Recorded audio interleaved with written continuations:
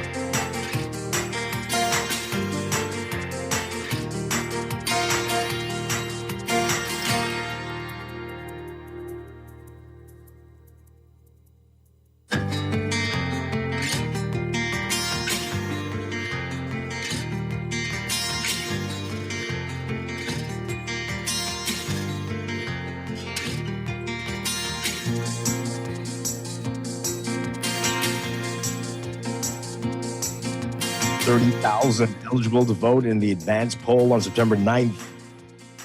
Americans told to avoid travel to the Bahamas. And in our interview today, we are talking with the president of the Bahamas Teachers Union, Belinda Wilson, about the start of the new school year. It's all straight ahead this morning. I'm Dwight Strachan, and this is Morning Blend. Wake up, it's a new day. Wake up, it's a new day. It's the start of a new way. You know that it's there. It's the start of the end of the old way. Revolution. Wake up, it's a new day. Wake up, it's a new day.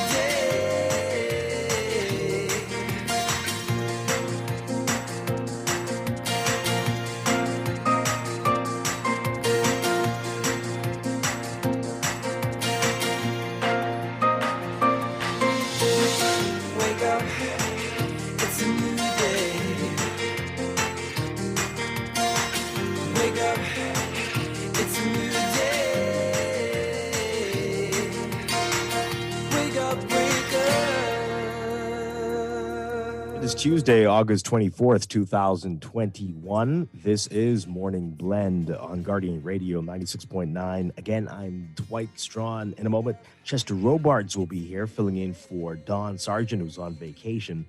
Also this morning in Morning Blend Business, we told you about this last week, crowdfunding through Arawak X, and it came online, went live on Monday yesterday. We learned of the first two companies taking part in this initiative. A company that wants to bring Red Lobster here, and Bahamas MiFi. They're going to be talking with us this morning. We're going to get all the details about why they are going the crowdfunding route today. So a lot to get to, but let's begin with what's happening in the overnight, the latest breaking news from while we're sleeping, and the top national and international headlines this morning.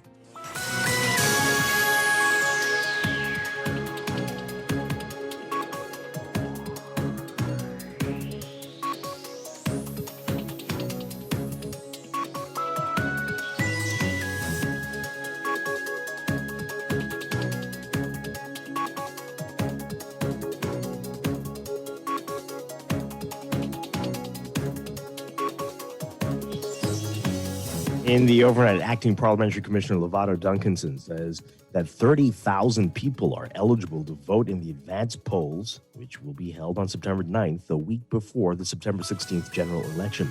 Bahamians living abroad may apply with a Form J, to vote in the advanced poll.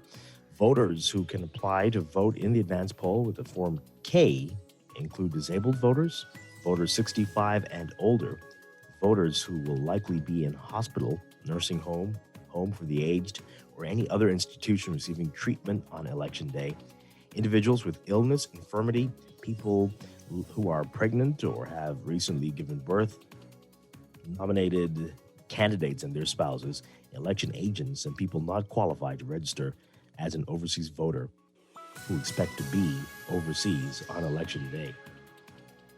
Voters may apply for the advance poll in person at an application center, overseas at an embassy, or virtually on the website elections.gov.bs.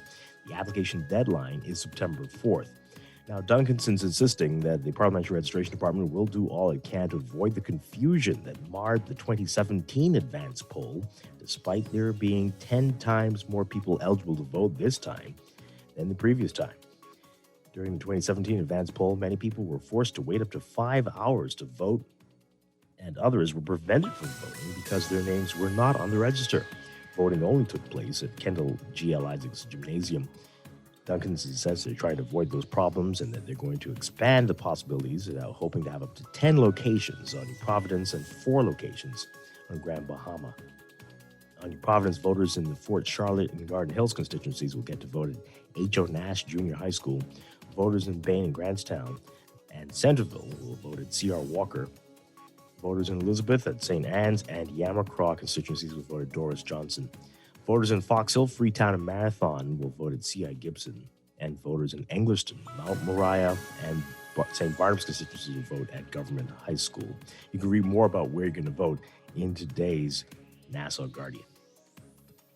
Meanwhile, the Progressive Liberal Party writing to Duncanson seeking clarity on COVID provisions that will be in place for the upcoming general election and advising that special provisions should be made for certain individuals currently in quarantine to be able to vote. That's according to one of the PLP's election coordinators, Valentine Grimes. He says that one of the issues they raised is that the need to advise the public about what they're doing about COVID, the provisions for COVID. He says, quote, one of the concerns we have is that a number of people who may be in quarantine will be disenfranchised. And so we suggested and recommended to him that he ought to make special provisions for these individuals. He says the PLP believes, at the very least, that those individuals in quarantine who are not COVID positive should be permitted to vote.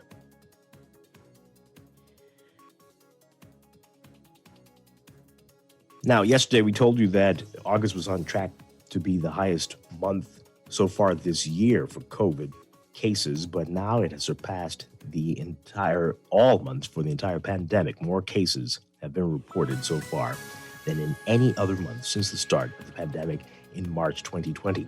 As of August 22nd, 2,625 new cases were reported. This month, that's more cases than the record 2,612 reported in October 2020. On August 22nd, 159 cases were reported, 117 in New Providence, 15 on Abaco, 12 on Andros, 8 on Grand Bahama, 3 on Bimini and Cat Key, 2 on the Berry Islands, and 1 each on Eleuthera and Exuma. A total of 17,545 cases have been reported in the country so far. The Ministry of Health says there are 3,356 active cases and 13,715 recovered cases. There are 139 people currently in the hospital with COVID. And the U.S. Department of State is advising Americans to avoid travel to the Bahamas due to the increase of COVID-19 in the country. The decision based on the U.S. Centers for Disease Control and Prevention's recent travel health notice, which moved the Bahamas from a less serious level 3 notice to a more serious level 4. The CDC once again advised travelers to avoid the country because there's a high risk of COVID-19 here, and even fully vaccinated travelers may be at risk of contracting and spreading the virus. This is the 4th time this year the CDC has changed its guidance on travel to the Bahamas. The last time was in June, when the CDC moved the Bahamas from a level 4 down to a level 3.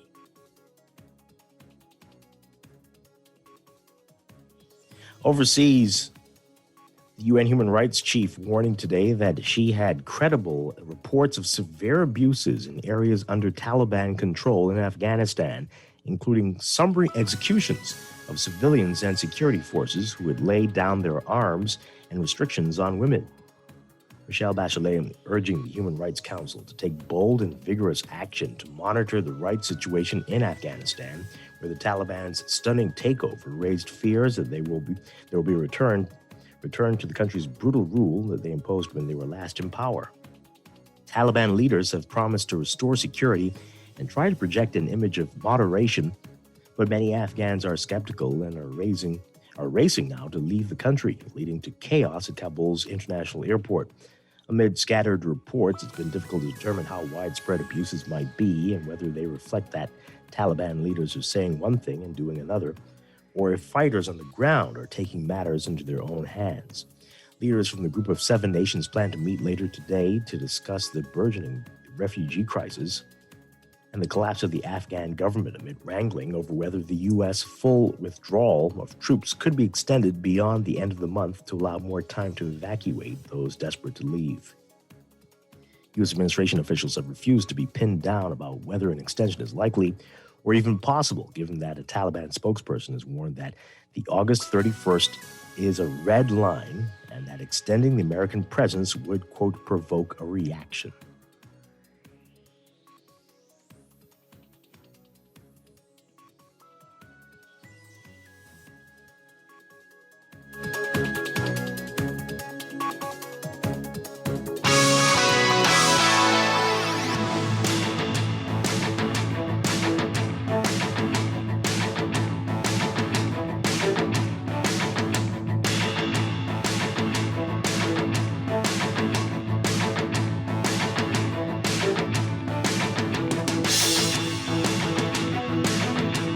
Baseball in an historic matchup between two of baseball's hottest teams, the New York Yankees kept right on rolling. Giancarlo Stanton homered and drove in 3 runs to carry the Yankees to their 10th straight victory, cooling off the streaking Atlanta Braves 5-1 Monday night. New York snapped the first-place Braves' own 9-game winning streak in the first regular season matchup in almost 120 years between teams that had won at least 9 in a row. Stanton homered in the second inning and snapped a 1-all tie in the 6th with a 2-out, 2-run double. The Yankees haven't lost since they played in an Iowa cornfield, giving up a walk-off homer to the White Sox. The Field of Dreams game back on August 12th. That's sports, and that's the overnight. Time for your first look at weather.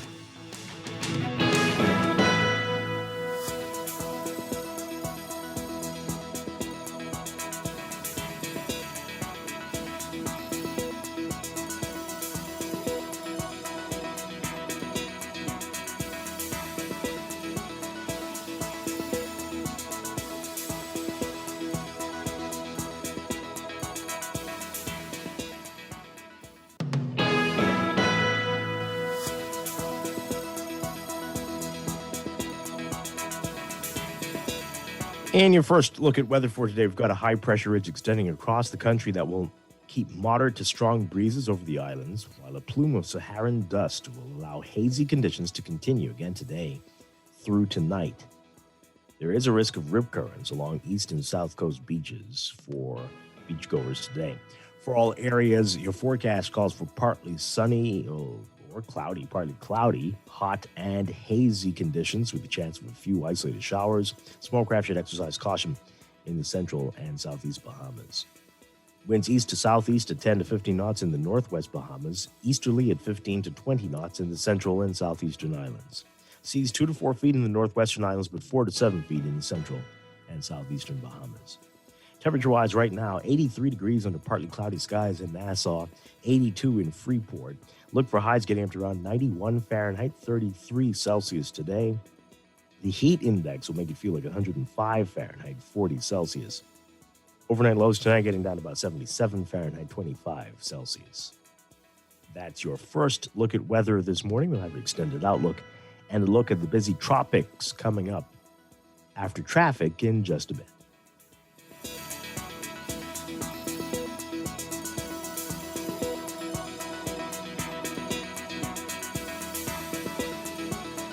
You are listening to Morning Blend. When we come back, we're discussing the day's top stories right here on your home for fresh news and smart talk all day. Guardian Radio 96.9 FM.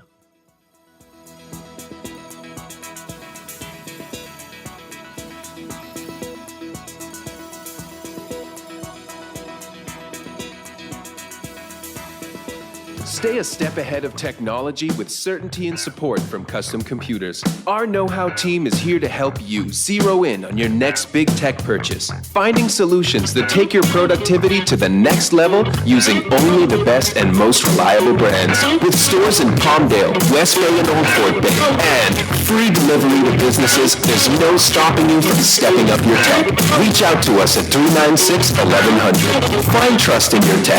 Count on Custom Computers.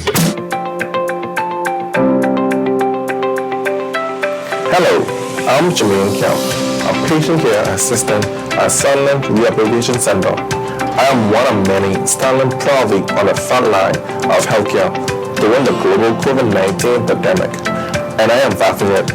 I made a decision to get the AstraZeneca vaccine after attending information session to learn more about it. I felt it was important to ensure that I did not spread the COVID-19 to my family, friends, and most importantly, my patients. My patients depend on me for their care, and I consider it a privilege to serve. I invite you to join me in keeping our clients, colleagues, and community safe by choosing to be vaccinated. We can do this, Bahamas. Together, we can beat COVID-19 one vaccination at a time. This message has been brought to you by the Public Hospitals Authority and the Sandilands Rehabilitation Center. This is Guardian Radio 96.9 FM. Fresh news, smart talk, all day. Wake up to the wake up, it's a new day. It's the start of a new way. You know that it's the start of the end of the old way. Wake up, it's a new day. Wake up, it's a new day.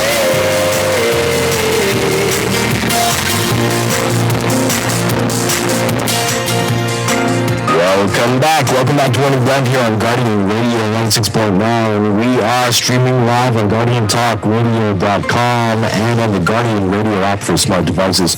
We're also on your televisions on Cable Bahamas Channel 969 and BTC Flow Channel 612. Once again, I'm Dwight Strachan. In a moment, Chester Robards will be joining us. He is going to be filling in for Don Sargent, who's on vacation for a couple of weeks. And you can join the conversation as well. Join us on Twitter. Tell us what you think there, or follow us, tweet us at MorningBlend969, or Facebook.com/MorningBlend969. You can email us, morningblend@nasguard.com, or you can text us at the Guardian Radio text line, powered by BTC, 422-GR96, 422-4796. Standard text rates apply. Coming up this morning, more weather and traffic. And in our 7 o'clock hour, we're going to be starting our conversation with the president of the Bahamas Union of Teachers, Belinda Wilson. This is on the heels of a national address from the Minister of Education, Jeffrey Lloyd, last night. We're going to be getting her reaction to that and what we're learning about this new school year, which is starting off for the public school system, at least entirely virtually. You know, there's been challenges with that in the past, and we're going to talk about that and other challenges we're seeing for this school year with Belinda Wilson this morning. Then in Morning Blend Business, coming up at 9, we're going to talk with the company that's bringing Red Lobster to the Bahamas, and Bahamas MiFi. They're the first two companies are taking part in crowdfunding through Arawak X. We had a great discussion about that last week. Got us all excited about it. We learned yesterday the first two companies, and they're going to tell us why and what they hope to achieve through crowdfunding this morning. So a lot to get to. Looking forward to it. But let's begin with what's in the news.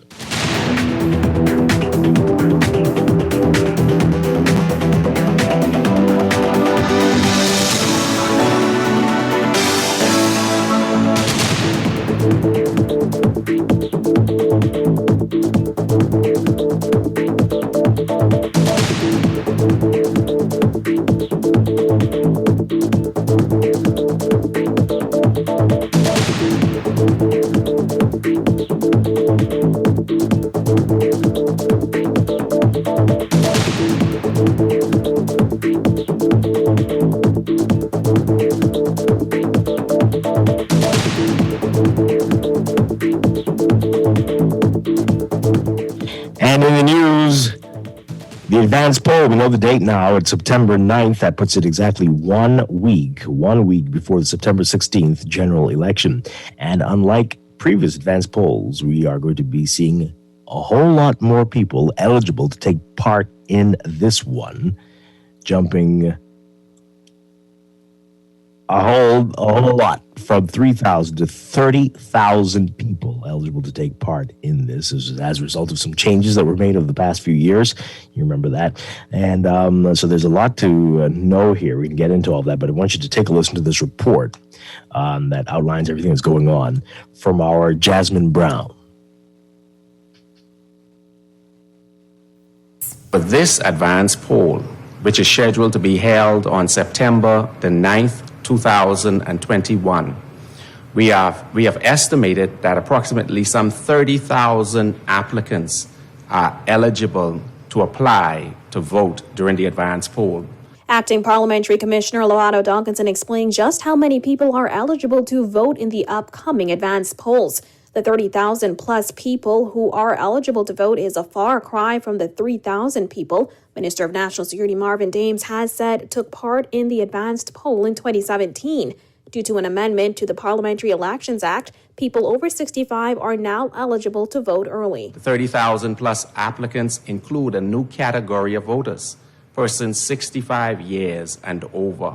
Such persons comprise of some 26,000 eligible voters. However, out of that 26,000, it is estimated that on the islands of Grand Bahama and New Providence, approximately 20,000 individuals will apply or can possibly apply for the advance poll. During the 2017 advance poll, many people were forced to wait up to 5 hours to vote, and others were prevented from voting because their names were not on the register. Voting only took place at the Kendall Geolysix National Gym. Duncanson announced that voting centers on several islands, the U.S., U.K., and a few Caribbean countries will be operational for the advanced polls in order to avoid a repeat of 2017. He says 9 voting locations will be open on New Providence and 4 on Grand Bahama. On the island of New Providence, the H.O. Nash Junior High School has been identified as an advanced poll voting location. H.O. Nash is scheduled to accommodate voting for constituents in the Fort Charlotte constituency, Garden Hills, C.R. Walker High School, Doris Johnson High School, C.I. Gibson High School, the Government High School, Sadie Curtis Primary School, Gavin Times Primary School, C.V. Bethel High School, Anatole Rogers High School, and Gambia Primary. Officials at the department are also encouraging those who are eligible to vote in the advance polls to apply online. As of Monday evening, there were 194,547 people on the voter register. Reporting for our news, I'm Jasmine Brown. All right, so that's a great number there, and we recall there being some major issues in the last election, the last advance poll. I'm sure you remember that. Remember all of that. People standing in line in the hot sun for many hours, many hours, and we hope they are able to work out the kinks. Of course, this is 10 times the people who will be eligible to vote in this one, so you can imagine this already adds some complexity there. But there's a long list of where to go, and you need to pick up today's National Guardian. You can't read all of this. Pick up today's National Guardian to see exactly if you are taking part in that, where you need to go. And but this is important. Bahamians abroad will be able to vote in the advance poll from Washington, D.C., Miami, Atlanta, and New York in the U.S., London in the U.K., Ottawa in Canada, Bridgetown in Barbados, Kingston in Jamaica, and Port of Spain in Trinidad. Now, Duncanson also saying yesterday there are 194,547 people on the register. 194,547 people on the register including 134,479 New Providence residents, but he's noting that the figure is subject to change as the purging of the register continues. He said that more than 20,400 people have been added to the register since the 2017 election. Yeah. All right. And also, there are concerns about COVID, what's going to happen, how it's going to work with people in quarantine. The PLP raising some concerns about that. And when asked how they are going to be able to vote if you're in quarantine, Duncanson says it'll be governed by the Parliamentary Elections Act, which does not refer specifically to what should happen in such circumstances. He said yesterday, quote, "We can all appreciate that anyone who finds themselves in that category will be mandated by the health officials to be quarantined. At the same time, the Parliamentary Registration Department will provide the opportunity for voting to take place in accordance with the Parliamentary Elections Act." And according to Section 49C of that act, it provides that individuals who are registered to vote in a constituency may vote as a special voter in the advance poll under certain circumstances, including illness or infirmity. He says the Parliamentary Registration Department is continuing to work with health officials so that they can ensure that they provide the safest possible opportunity for persons to vote. Now, he was pressed yesterday on how people will feel safe in what some healthcare workers feel could become a super spreader event. He said, well, the election officials are discussing additional measures to better ensure the safety of voters. He said, quote, "The one thing the Parliamentary Registration Department will continue to do is adhere to the health and safety protocols that have been established, which include the appropriate spacing, some 3 to 6 feet apart, as it relates to illness, to lines, the mandatory wearing of masks, the sanitization of hands." And he says there are ongoing discussions at this time with health officials, all in an effort to ensure that we are able to clearly communicate to the public all of the health and safety measures that are continuously being discussed with the view of communicating such positions to the public. Okay, well, there you have it. Let's talk about it. I see Chester Robards is with us. Good morning, sir. Thank you so much for being here this morning. Good morning. Great to have you with us. Good to be here. You can tell us what you think, folks. Give us a call, 323-6232, 325-4316, 325-4259. You can tweet us, you can Facebook us, you can text us, 422-4796. What do you make of all of this? What's happening with the advance poll, with the folks are saying about the quarantine, and what should happen with people who are sick, and all of this as these dates are fast approaching. And do we bite off more than we can chew quickly with jumping from 3,000 eligible to vote in the advance poll to 30,000? What do you make of it all? Let's get your views on it. You know, I just can't stop thinking about, even before, the election was announced, on a good election day, lines were wrapped around buildings and out in the street. Imagine trying to keep a 6-foot distance. Yeah. Where lines would be. Oh, yeah. How difficult it would be to control them.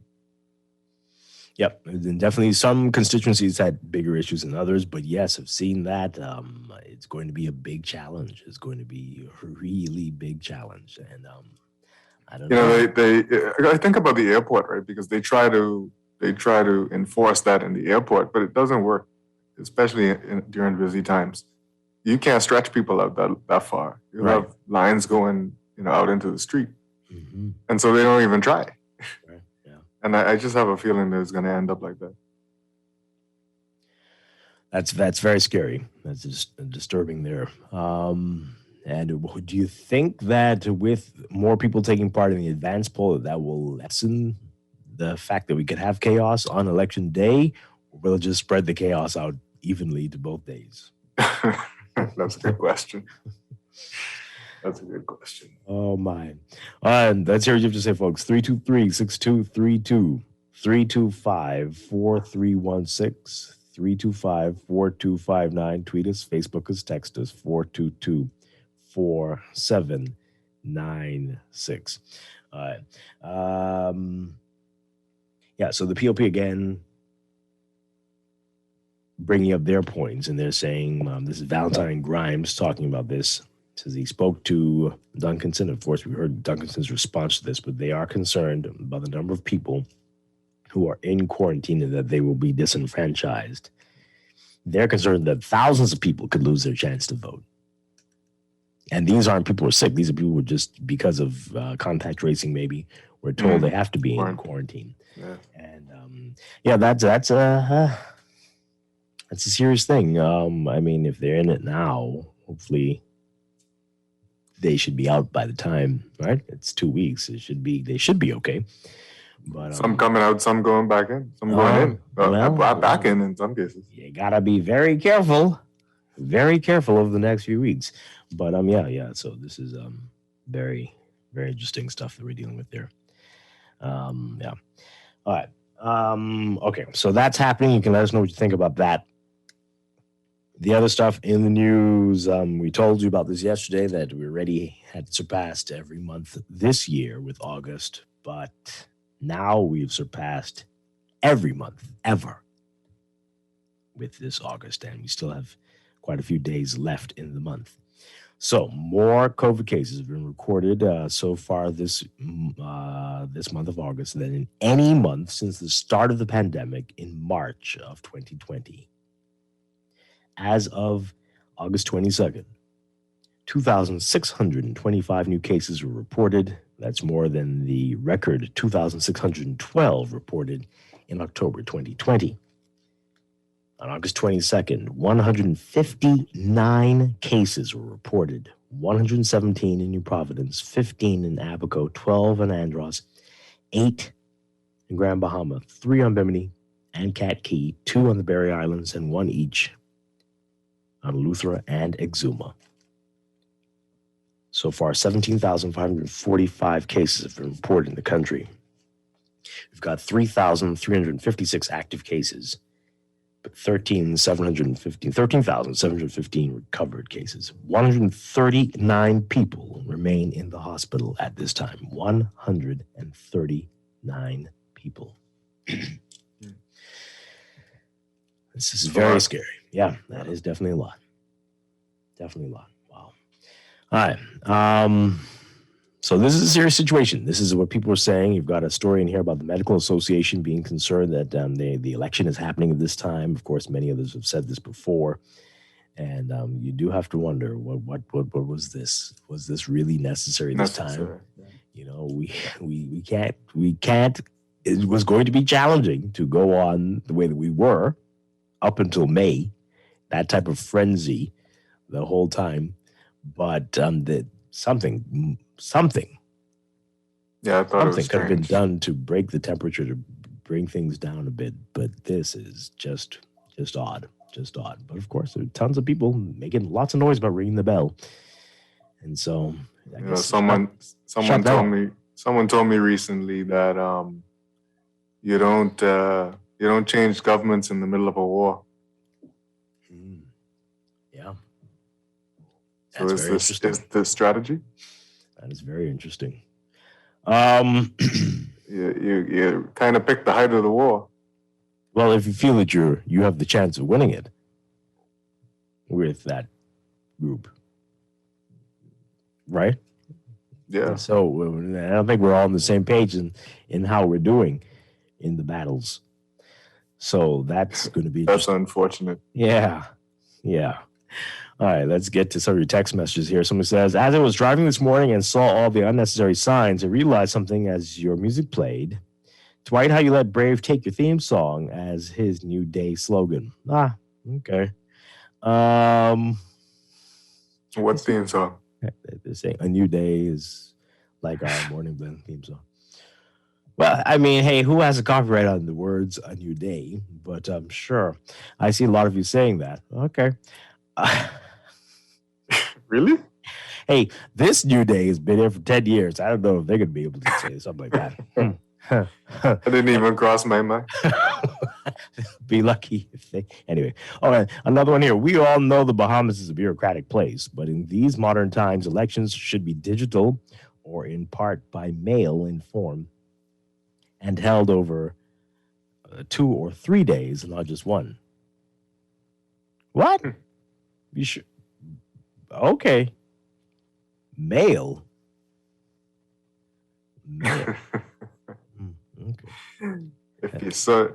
If you complain about voter fraud before, But, I mean, you see that in other countries, so you think because they did that, and so we can't do that.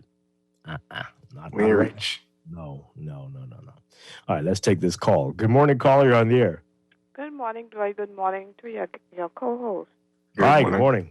Okay. What I understand, and this is not what I called in for, like persons strangely being judged before they even take up leadership. Even though a person may be second in command, which is Brave Davis, nobody knows his leadership ability. He never was leader. So all this, and talking about his leadership and so forth. Judge him when he become a leader. And every leader has his own mandate, whether he was second in command, just like Joe Biden. Everyone has his own leader ability.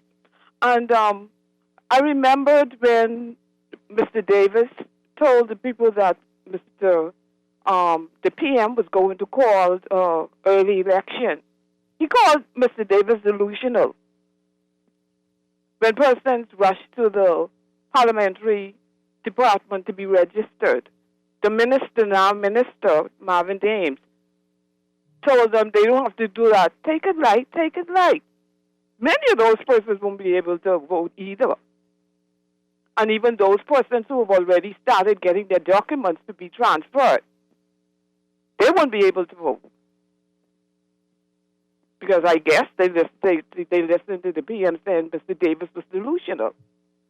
My other point is interesting. How is it now that we still have a minister still in charge of election? Then at the rallies in 2017, Dr. Minnis told the FNMs at his rally, no longer, when we get the power, will a minister be in charge of the general election. Hello? We're listening to you. Yeah, that's all my contribution. Okay, I think it's all in the hands of the parliamentary registrar now. The commissioner, right? But okay, all right. Some interesting points you're making there. The first part, I don't know. I mean, you could say that. That's fine.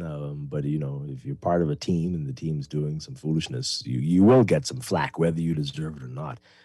That's just the way it is, and you gotta explain yourself. Explain why you were there and that happened, and why you couldn't do anything about it. You just have to explain it. The other parts, you're right. That was horrible, and the prime minister needs to account for that, right? When people are saying the signs are all there that there's going to be an early election, and you came with your nonsense. I really wanted to say a different word, but we're on the radio. You came with your nonsense, and I'm deflecting and giving some people some false hope that you might have more time and that you don't have to rush to the polls or rush to go and get registered. And that was not right. And you have to wonder if that was intentional now, for certain people not to be able to register. And that was disgraceful. And they definitely need to be held accountable for that. That was very wrong. What was the last part there? Well, like I said, I think it's in the hands of the commissioner. That's just how it is now. But we've learned that these promises that these folks make in these days leading into elections mean nothing. Nothing at all. I hope we all remember now. Some of us have been remembering, but everybody needs to know. Everybody needs to know. All right. I think we have another call. Yeah, let's take that call. Good morning, caller. You're on the air. Hey, morning, Mr. Strachan. Hi, good morning. Yeah, morning, Mr. Cooper. I mean, Chester, right? Sorry. Cool. Robards, yes. Chester, right? Yeah. Hey, what's going on with you guys, though? We're doing well. Yeah. I haven't heard from you all in a minute, I say to myself, it has begun. The battle has begun. Are you all ready for this? Are you all ready for this? We will see. We think the political machinery has started. I'm going to be 100% honest with you all. There's a lot of things I was, not happy with, with my party. But at the same time, I'm not a blind person. I'm sure you guys aren't blind either. I want to just say that, at the end of the day, leadership, like the female said, is a serious thing.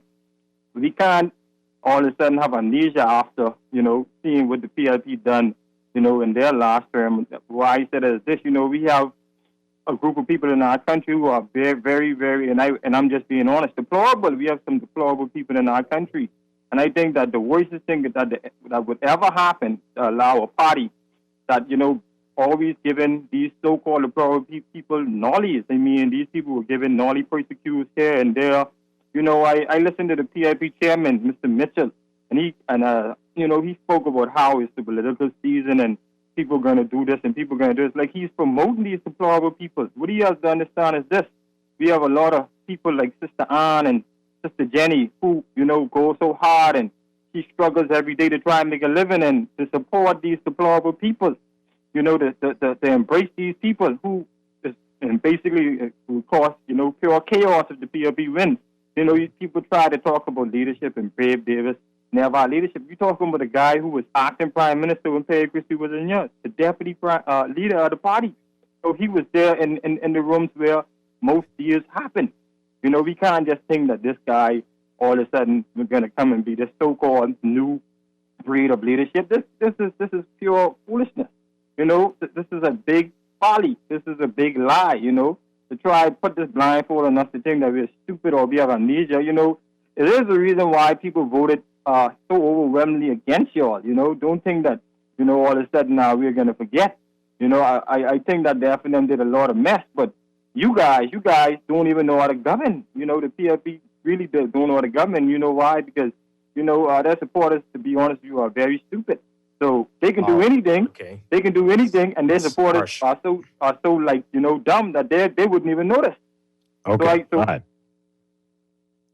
right. Call it. Thank you very much. Appreciate it. Very passionate about that. My goodness. Okay. Wow. Okay. Who? Okay. Right. Let's read some more of your messages here. Can you imagine the super spreader events on nomination day? God help us. I mean, I would hope to God that people not behave the way they normally do for nomination day, right? Because let's hope. But we'll see. We'll see how crazy people get with this thing, how blinded to the reality they get and think they can behave the way they do. Because you see, it's usually like when boxers come out, and for the World Championship and they're up on people's shoulders and surrounded by 500 people. But we can't do that. This can't happen this year. You know that, right? Right, folks? Not this time. Okay. Another one. Can we start advocating now for an alternative method to that nasty indelible ink on the thumb? Probably can't stamp the voter's card because you could return and say your card was lost. There must be a way. Is it that bad? What's the problem? I mean, it's there for days. You definitely, unless you chop your thumb off, you can't come back. There's no way around it. I don't know. What do you all think? Do you have a problem with that, Chester? Nope, not at all. Goes away. Yeah, I've seen people get it off right afterwards. Yeah? Well, there's always a little ring around the nail bed there, but I don't think it's that big a deal. But anyway, maybe others have a problem with it. On this one here, if the pandemic extended beyond May 2022 and the Prime Minister says he can't hold an election because of it, won't everybody be up in arms? But now he calls it early and the complainers have a problem. Well, why would he say that? Why would he have been able to say that? Other countries have been able to have their elections, so that was not going to be an excuse that anyone was going to buy. We're just saying the numbers are high right now, higher than they've ever been, and the election is early. That's questionable. It's not like this is May when you have to have the election or after May. It's not then.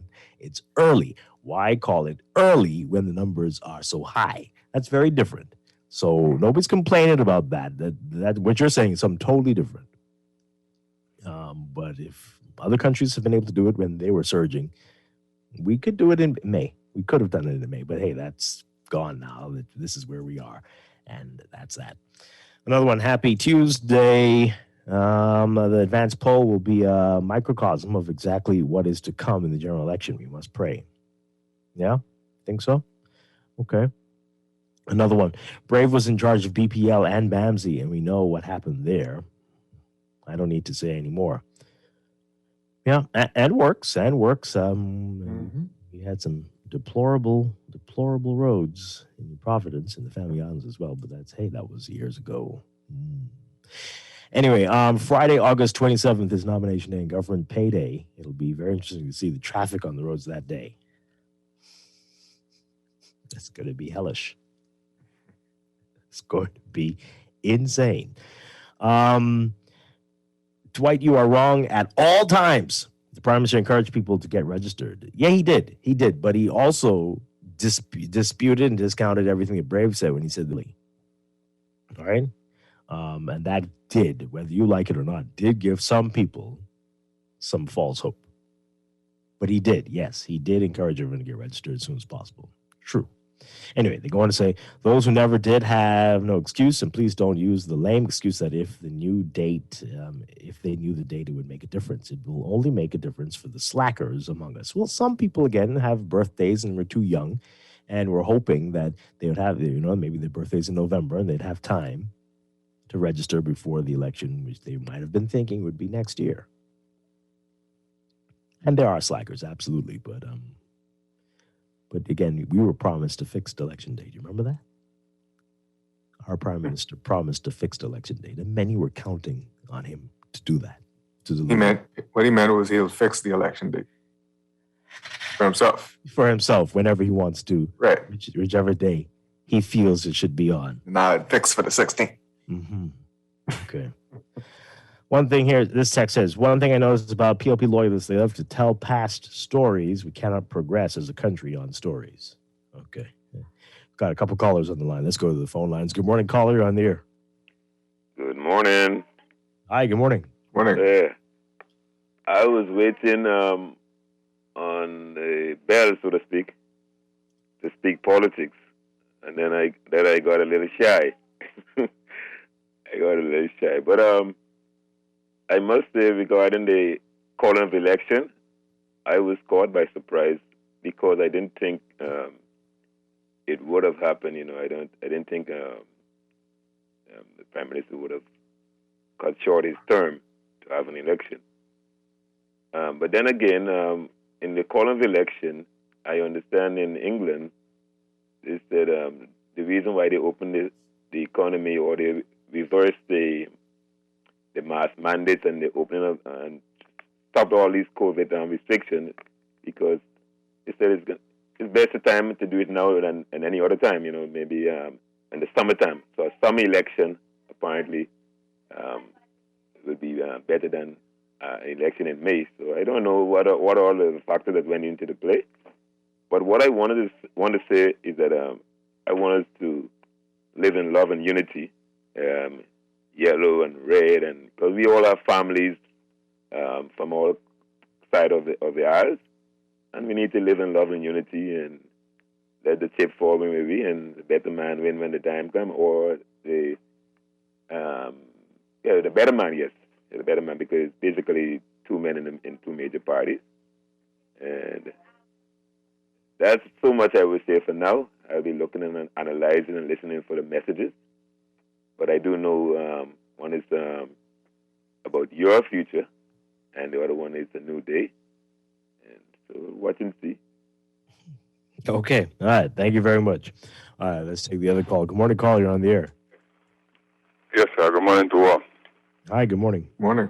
We like to talk about leadership, but all of our leaders have intelligence, but they lack. What the issue is direction. Where they're taking us. You see, or what is their mandate? Especially their mandate from the poor. You know, the mandate all over the world remains the same. You know, it's always the same. It's all about public good.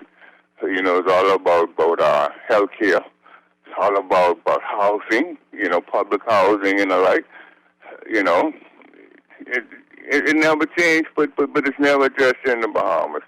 Our government, all of them, they only they govern for the middle class and the rich.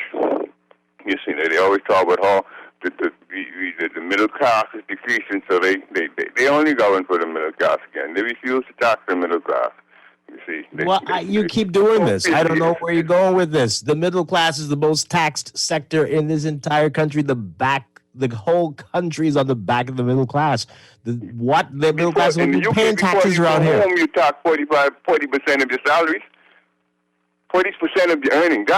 That's right off the bat. That's besides the local tax, license fees and the like. These people be under tax. That's the fact. You hear me, sir? Am I saying no? All right. The rich are undertaxed. And that's the fact. Absolutely. We refuse to tax the rich the middle are class. undertaxed. And Pardon? Yeah, the rich are undertaxed, but the middle class. The same thing, like I say in the UK, we undertaxed in this country for 40%.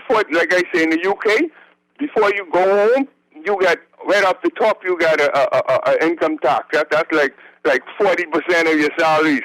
All right, especially the high middle class, you know what I'm saying? Those who make an access of $50,000 per annum and the like. You see, you know, you got local taxes. You see, you get the same license fees and the like. Right, and it's always a discussion on how do we pay more. In the UK, in Europe, these people looking to pay more to help those who don't have. And that's the issue here in the Bahamas. And none of these parties address this. You see? Thank you. Okay, all right. But, you know, I think you're going to get more support if we not attack the middle class. Let's not do that. I don't get it. The middle class? The shrinking, dying middle class. Oh, my goodness gracious. Wow. That's it. The rich are avoiding it. The poor aren't able to. It's only the middle class. Yep. My goodness. Okay. All right. A few more text messages here.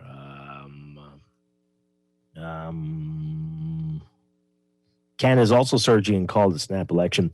My humble opinion is that those who aren't sure how they are voting are the bulk of those not registered. Those who knew or know who they're voting for made sure they could vote. It's the undecided that often, when voting, choose the winner, which some parties count on. Yeah, absolutely. That's very clear. That's what's happening here. Right? So you got caught off guard because you were waiting for a sign to tell you who to vote for, and now look what happens. And it's very, very unfortunate. Do we have another call? Is that right? No? No, I think we don't. Okay. No. Let's get these text messages in. Okay. So, these people who are getting COVID were not wearing any masks at all. I don't know if you know that. Ever since the vaccine, all heck, it's broken loose. Another one. To my earlier point, you said that the PM wouldn't have been able to use the pandemic as an excuse to not hold an election in May if it was still ongoing because other countries did it. And this flies in the face of you complaining of him having it now during the pandemic. No, it doesn't. I'm saying there are tons of people who aren't registered yet who thought they had more time. And that's right. What? Why are you calling it early when you have all these months to go? That's all we're saying. You love whatever he does. That's all. We get it. So, okay, that's fine.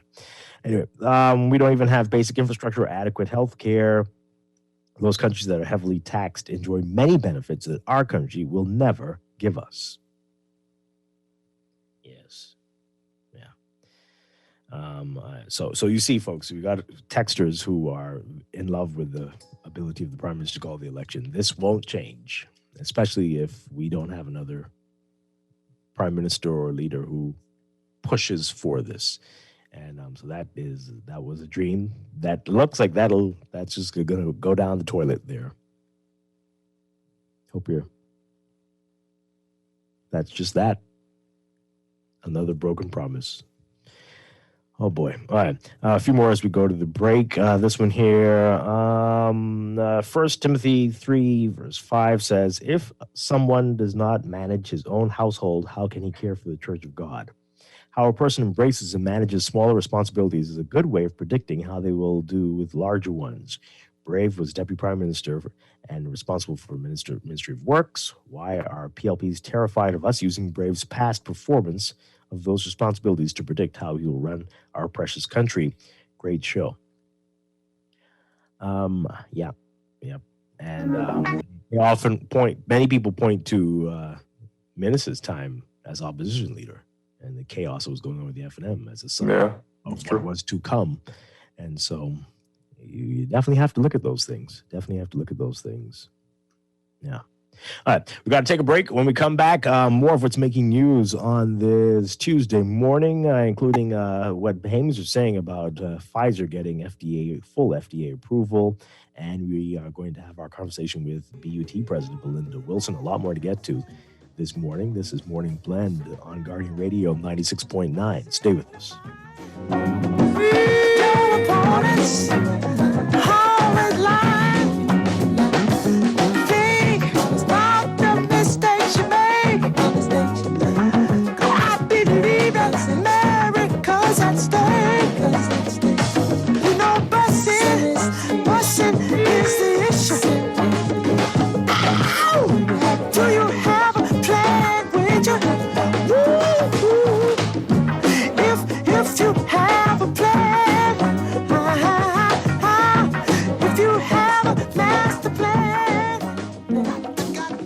This is Guardian Radio 96.9 FM, Nassau, Bahamas. This is AP News. I'm Rita Foley. The leaders of the world's major democracies meet virtually today, many unhappy with the way President Biden is handling the withdrawal of forces from Afghanistan.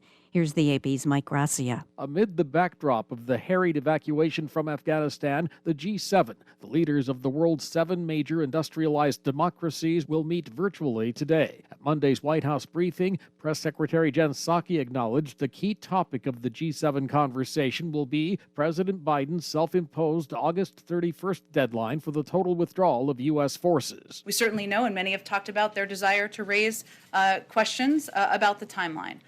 That's not a surprise, and the president is happy to have that discussion. But in an interview, a Taliban spokesman told Sky News August 31st is a red line the U.S. must not cross. Mike Gracia, Washington. Hawaii Governor David Ige is asking people not to visit the islands. Hawaii is struggling to control COVID-19 as the highly transmissible Delta variant spreads. She's Governor Kathy Hochul now. New York's first female governor assumed office at midnight.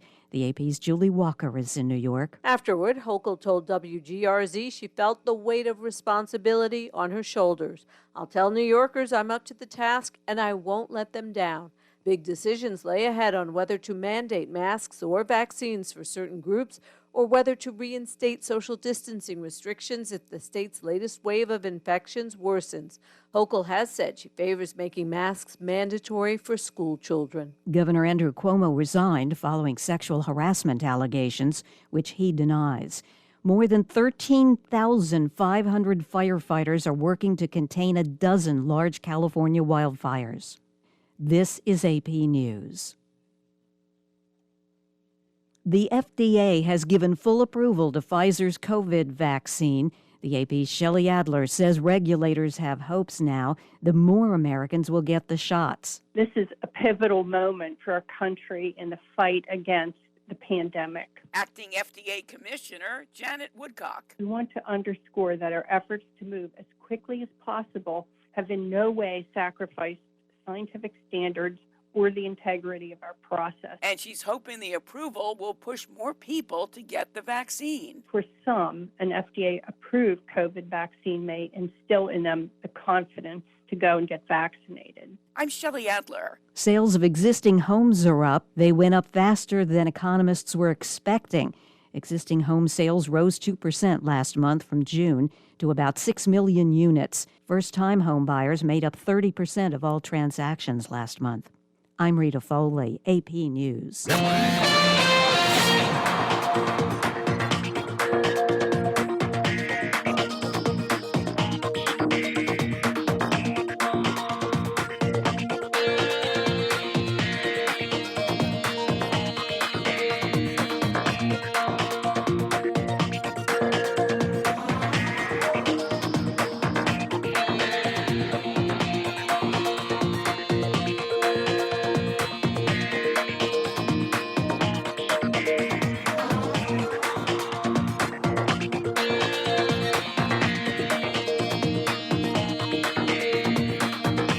For your first look at traffic for this morning, brought to you by RBC Royal Bank. In real-time traffic, we've got just a little bit of traffic on Mile Butler Highway so far, just north of Harold Pond. You'll be noticing that in the northbound lanes, the closer you get to Tawny Gloom's Darling Highway.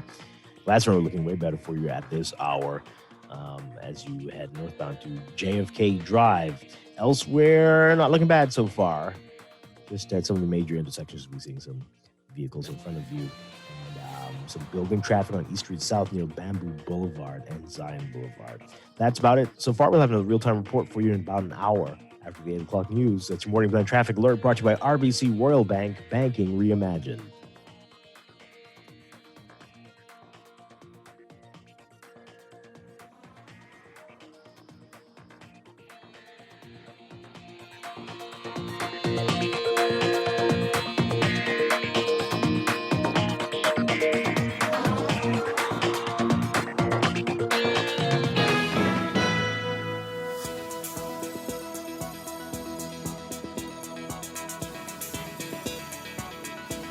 Check of your weather for today. We've got a high-pressure ridge extending across the Bahamas that will keep moderate to strong breezes over the islands, while a plume of Saharan dust will allow hazy conditions to persist across the islands through tonight.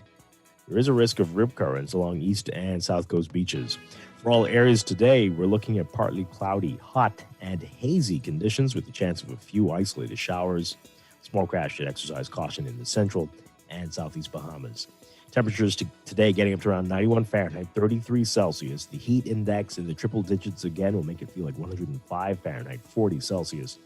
Overnight lows tonight getting down to about 77 Fahrenheit, 25 Celsius. In your extended outlook, an upper level low is forecast to move over the area, increasing chances of showers and thunderstorms over the islands.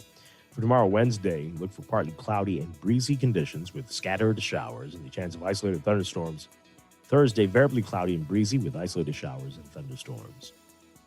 In the tropics, we've got 3 areas that we're watching. We've got a broad trough of low pressure about 1,000 miles west-northwest of the Cabo Verde Islands. It has a 50% chance of cyclone formation.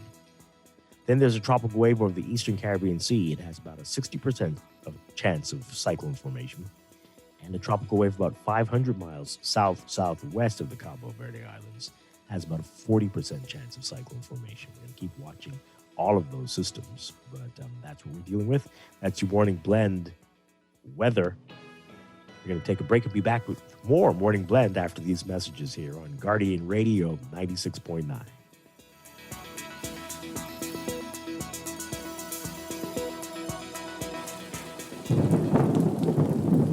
Be prepared for the rainy season with an RBC loan to fund your rainy season essentials. For hurricane shutters, generators, solar power systems, or general home repair, RBC offers a range of flexible and competitive financing solutions. Let us help you get started at rbc.com/Caribbean/get-a-loan. Special conditions apply. Reimagine your rainy season readiness with RBC financing. Screws and Fasteners World, Balfour Avenue and Palm Beach Street, has those hard-to-find fasteners for you right now. You can find stainless steel regular hex, carriage bolts, galvanized bolts, threaded rods, nails, self-tap screws, sex bolts, anchor bolts, turnbuckles, masonry tools, hand tools, and weed whacker strings. Check out the rope selection and car body fasteners, too. Special orders are welcome. It's your #1 fastener store. Screws and Fasteners World, Balfour Avenue and Palm Beach Streets. Call 326-1976. Elevate your home with BTC's super fast fiber internet plans for the best speeds to stay connected. Get 50% more savings with us and speeds starting at 100 megabits per second up to 600 megabits per second. In Enjoy the ultimate internet experience for all your work, study, and entertainment needs. Plus, get unlimited mobile benefits when you add it to your home internet plan. Upgrade or sign up today. Visit any BTC store or btcbahamas.com. Conditions apply. Technology serves to make our lives better, so why not your business too? At Custom Computers, we've been maintaining our knowledge and relationships with top tech companies since 1987 and carry only the most trusted brands like Apple, Microsoft, HP, and more. No company has helped more businesses build reliable IT systems than Custom Computers. You name it, we've done it. Call 396-1101 to talk to any of our business experts. Find trust in your tech. Count on Custom Computers. You've tried everything. ASUS with your mother's cousin's sister's auntie, and even hiding your money under your mattress. But is your money safe? Your Bahamian dollar deposit in a member bank or credit union is insured up to $50,000. If anything happens, your deposit up to the insured value will be returned to you thanks to Deposit Insurance. Visit Deposit Insurance Corporation at www.dic.bf. Protection for your money guaranteed with DIC. This is Guardian Radio 96.9 FM. Fresh news, smart talk, all day.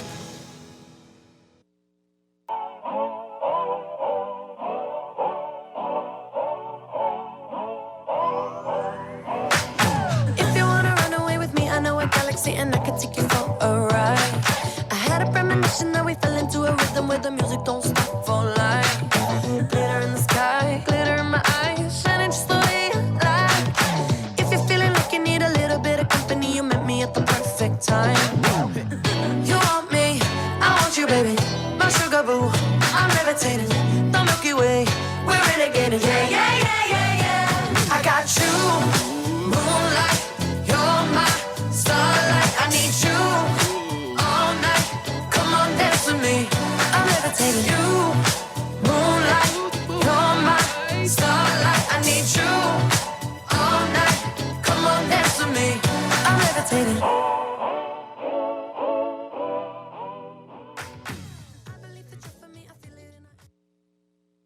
We are back here with Morning Blend on Guardian Radio 96.9. Dwight Strachan along with Chester Robards on this Tuesday morning. We are talking about what's in the news. We're moving on now to Pfizer. News broke while we were on the air yesterday. Of course, we had told you that was likely to happen based on what we had heard over the weekend, but it was confirmed that the FDA out of the U.S. has approved Pfizer, not just for emergency use now, full approval for Pfizer's COVID drug in the fight against COVID. Our Bethany McDermott took to the streets to find out if this will change the minds of Bahamians who, many of whom have been using that fact that this has just been approved for emergency use only. Whether that changes anything now, take a listen to what some folks had to say.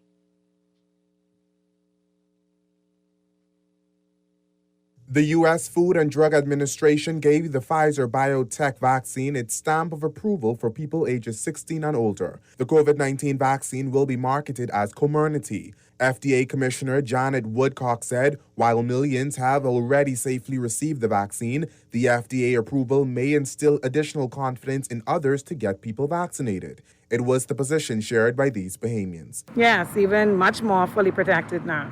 And I know that it may not save me from, but it can take me from going to the hospital, and if it's symptoms like just the flu-like symptoms, I could be able to handle it at home. It does. It does add another layer for myself. Franklin, does that make you feel more comfortable? Yes, it does. Okay, and it should add another layer for the families that have held back because of the categorization given to the vaccinations. The Pfizer vaccine received emergency use authorization in December 2020 and is the only vaccine approved for children 12 through 15. Here at home, 3 facilities are using the vaccine to inoculate Bahamians. F&M candidate for St. Anne's, Adrian White, is fully vaccinated and brought his 15-year-old son to get the jab. As a parent in the household, we always have a responsibility to those that are dependent upon us. And even though my son is a capable young man, he's still a young man in my house. He's under the age of 18, and I have to make the right decisions for him. And I think that this is definitely the right decision, not only for him, but for other families to consider as well. I guess I feel more comfortable now knowing that I have a lesser chance of actually catching COVID-19. Dwight had this bit of advice for parents who may still be on the fence about allowing their children to get the jab. Seriously take the opportunity to consider it, discuss it with both parents in the household, and if you can come to an agreement, to come out and get it early. 2 weeks ago, the Bahamas received 128,700 doses of the Pfizer COVID-19 vaccine, which is part of a 397,000-dose donation from the U.S. government. August is on track to see the most COVID-19 cases since the start of the pandemic. These residents say they're not just getting vaccinated to protect themselves, but their loved ones as well. Some church members died during the pandemic. It wasn't so good.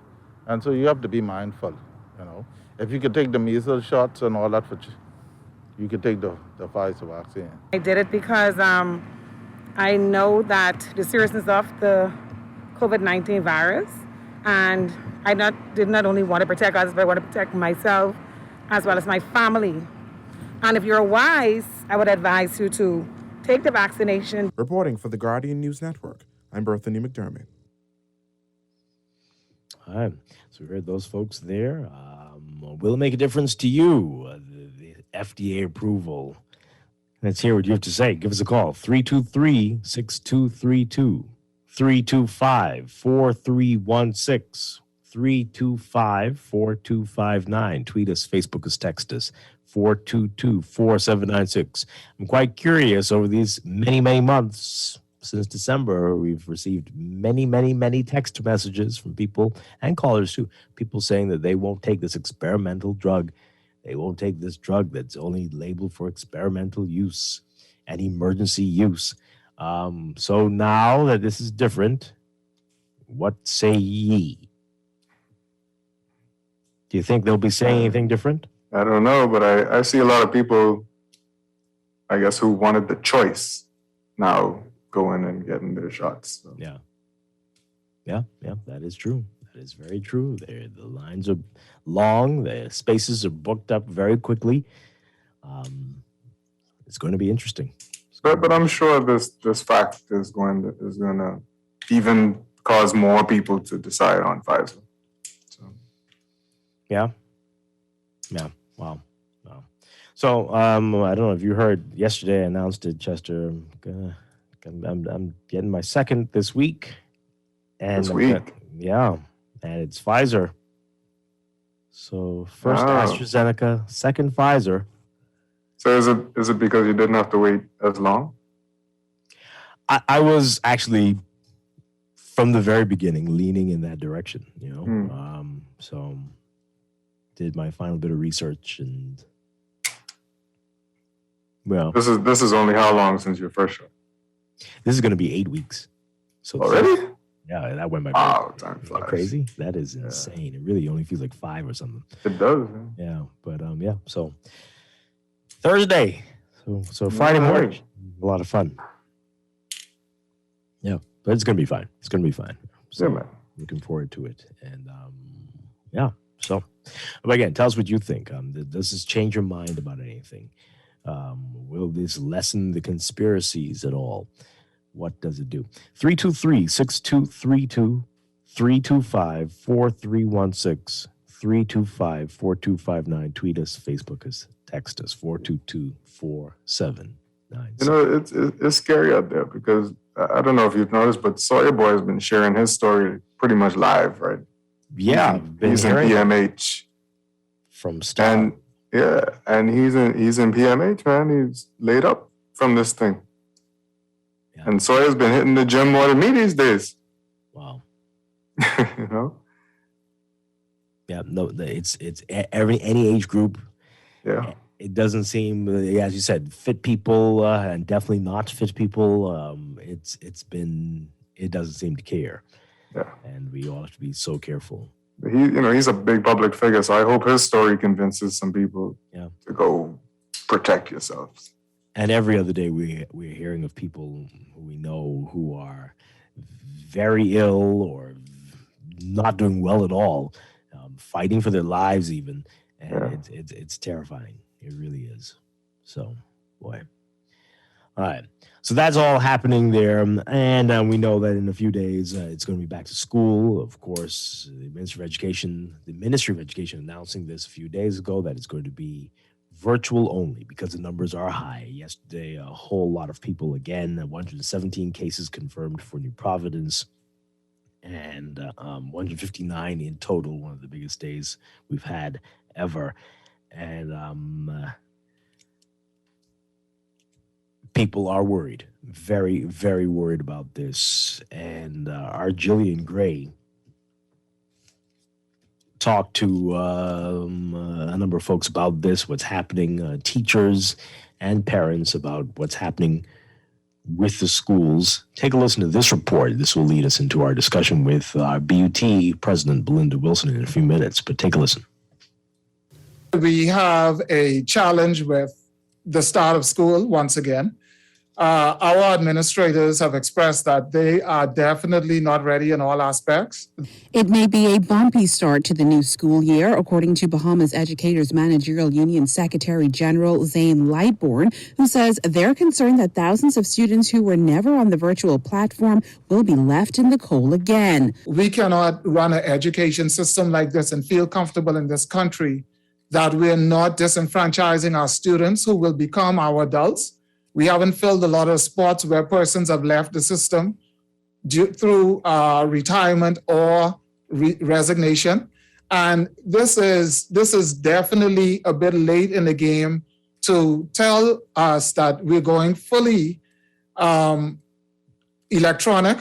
Staff shortages and technology challenges will all set the public education system back come fall, according to Lightburn. Over on Grand Bahama, Bahamas Educators, Counselors, and Allied Workers Union Area Vice President Martha Edgecombe says they understand the need to go virtual. However, educators will encounter many challenges. We, for the most part, believe that this is something that we would have been over by now, and to know or to find out that there's a new variant that's coming on stream or is on stream, it's taking us back a bit, but I really do not believe that we were fully prepared for a fully virtual school year.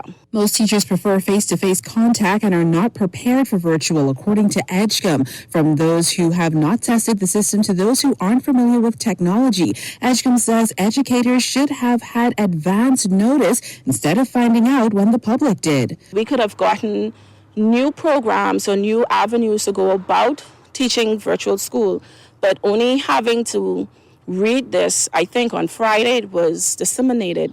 So now it gives us a shortened period of time to prepare fully for what is to be expected. Having gone through this since last year, I think the government could have provided more clarity earlier on so that we could have been fully prepared. Then there are concerns over devices and internet. Even if there are issues with the portal, teachers have always found a way to get the information and to teach their students. The ministry don't encourage it, but they have resorted to Zoom and Google Classroom, Facebook, and so forth. Because the idea is, if it isn't working or up to snuff, then they're going to find ways to teach their students. And so I'm pretty comfortable. I'm very proud, actually, of what my teachers can do. The other component would be the students' home life. And if they have the Wi-Fi, I know the ministry and the private sector here provided a lot of instruments last year. And I don't know what state they are in now. Loretta says the one good thing that will come out of virtual learning is that now they'll finally have a system that can be used in the event of natural disasters. For the Guardian News Network, I'm Jillian Gray. In 24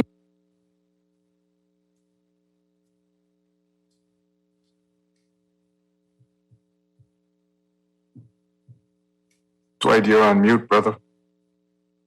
I'm on mute, yes. One of those things. One of those things. All right. So I hear the teachers there saying that more time, but I don't think we had the time. I don't think this isn't that type of environment, right? I mean, maybe the union president will disagree, but we knew that this could at any minute happen, right? That things could get so bad that you have to pivot quickly. So I'm not sure if that is something that we need to hang up on. But we've all been paying attention to the numbers, and they've been going up. It was. Was there ever any indication that it would get better? Not recently. Yeah. Not recently, right? And I think people saw from a few weeks ago that a hybrid system could be challenging. Quite. Let's see if we can get some of your messages in really quickly before we take a break and be joined by Belinda Wilson. We've got this message from earlier. I think a lot of people know people who've died and have suffered in recent weeks and suffered alone because they have died, and that's caused an uptick in the vaccination rates as well. We're taking this disease much more seriously now because it's beginning to really touch us personally. Okay. Well, let's see. We'll see how, if that's true. We'll see nomination day, advance poll day, election day, how seriously we are taking it. Right? Lots of videos circulating of people on the backs of trucks partying already for the election. I think it remains to be seen just how seriously we're taking this. Yeah. All right, let's take that break. When we come back, we're going to talk with Belinda Wilson. This is Morning Blend on Guardian Radio 96.9. Stay with us. You want me, I want you, baby. My sugar boo, I'm levitating. The Milky Way, we're renegading. Yeah, yeah, yeah, yeah, yeah. I got you, moonlight. You're my starlight. I need you all night. Come on, dance with me. Technology serves to make our lives better, so why not your business too? At Custom Computers, we've been maintaining our knowledge and relationships with top tech companies since 1987 and carry only the most trusted brands like Apple, Microsoft, HP, and more. No company has helped more businesses build reliable IT systems than Custom Computers. You name it, we've done it. Call 396-1101 to talk to any of our business experts. Find trust in your tech. Count on Custom Computers. Elevate your home with BTC's super fast fiber internet plans for the best speeds to stay connected. Get 50% more savings with us and speeds starting at 100 megabits per second up to 600 megabits per second. Enjoy the ultimate internet experience for all your work, study, and entertainment needs. Plus, get unlimited mobile benefits when you add it to your home internet plan. Upgrade or sign up today. Visit any BTC store or btcbahamas.com. Conditions apply. You've tried everything. ASUS with your mother's cousin, sister's auntie, and even hiding your money under your mattress. But is your money safe? Your Bahamian dollar deposit in a member bank or credit union is insured up to $50,000. If anything happens, your deposit up to the insured value will be returned to you thanks to Deposit Insurance. Visit Deposit Insurance Corporation at www.dic.bs. Protection for your money guaranteed with DIC. This is Guardian Radio 96.9 FM. Fresh news, smart talk, all day.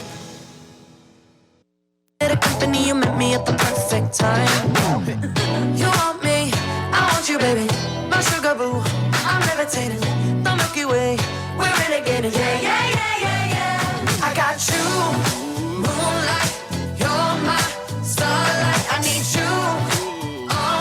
Welcome back to Morning Blend here on Guardian Radio 96.9. Dwight Strachan along with Chester Robards here on the show this morning. And joining us now, we are very pleased to have with us the president of the Bahamas Union of Teachers, Belinda Wilson. Good morning, Belinda Wilson. Good morning, Dwight and Chester. Hope you're doing well. Good morning. I'm good, praise the Lord. All right. So you, I trust you listened to your friend, the Minister of Education, at his national address last night? In fact, I did not listen. Oh my. Okay. Well, I have to say we didn't really miss anything. But all right, so let's talk about this. You heard the report we played just now. Do you agree with that there should have been more notice that we're going to do an all virtual format for at least the first few weeks? We were saying just a few minutes ago that, you know, these numbers are fluid. The situation is fluid. You don't know what's going to happen, and it should always be anticipated that something like that could happen. But do you agree that this is not enough notice? Well, I must say to you that from last year, 2020, I've been echoing, I've been expressing the importance of preparing for 2 years, not just a term. So I'm not surprised at all that we are fully virtual. That is something that the Bahamas Union of Teachers would have recommended before, and we support now. The numbers are not a surprise, because if you were monitoring everything that's happening, not only in the Bahamas, but in the region and in the world, then you would know that there is an increase, and there's also the concern about different variants. Yeah. All right. So there we go. All right. So what can we expect this school year? I know there's been a lot of concerns. You've brought this up. We heard you in reports a few days ago about the number of students that have fallen through the cracks during this whole process last school year. Many students who just seem to have dropped out of the system. What can be done about that? What will we do about this? I don't know what's going to be done about it, and it's actually frightening, because the Department of Education has not presented anything to us, the Bahamas Union of Teachers, to make us more secure, comfortable, or assured that what did not happen over the last year will not happen this term. So the virtual platform, we are still concerned that it is inadequate and that it will not be able to accommodate all of the students and parents and teachers. And yesterday, there was a virtual orientation for teachers, and we had some teachers who did not get on to the platform until 1:30 p.m. What was the reason? The orientation was for 9 a.m. to 3 p.m. Some did not get on 1:30 p.m. They did not get the links. Some went on to the ministry's page for the link and were unable to get on. Some of the teachers did not have passwords. Others were unable to get on with their Ministry of Education email. So there was a number of concerns. And if you're talking about a few thousand teachers trying to access a virtual orientation, having difficulty, then you could imagine the concerns for next week when we're expected to have 48,000 students in the public school alone. Mm-hmm. Yeah, and we know there are still concerns about the network and devices, and students who still don't have devices, even though they are available at some of the schools.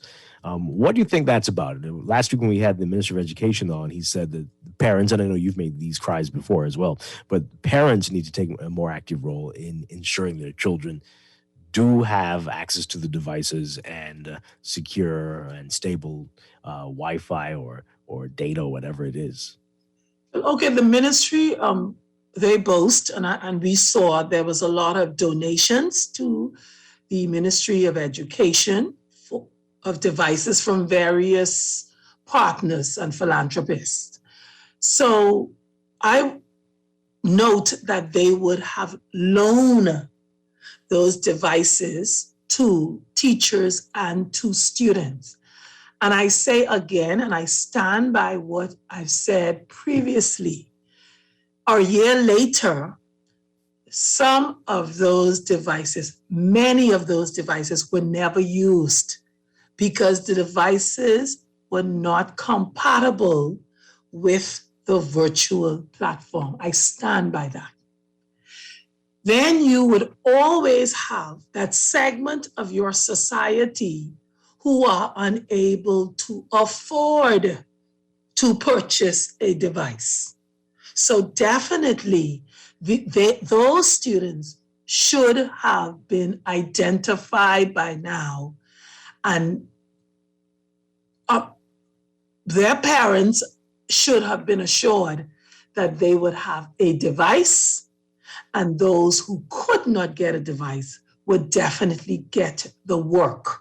So packages, a lot of teachers have been preparing hard copies, packages of the worksheets, and various sections of books and quizzes and test papers.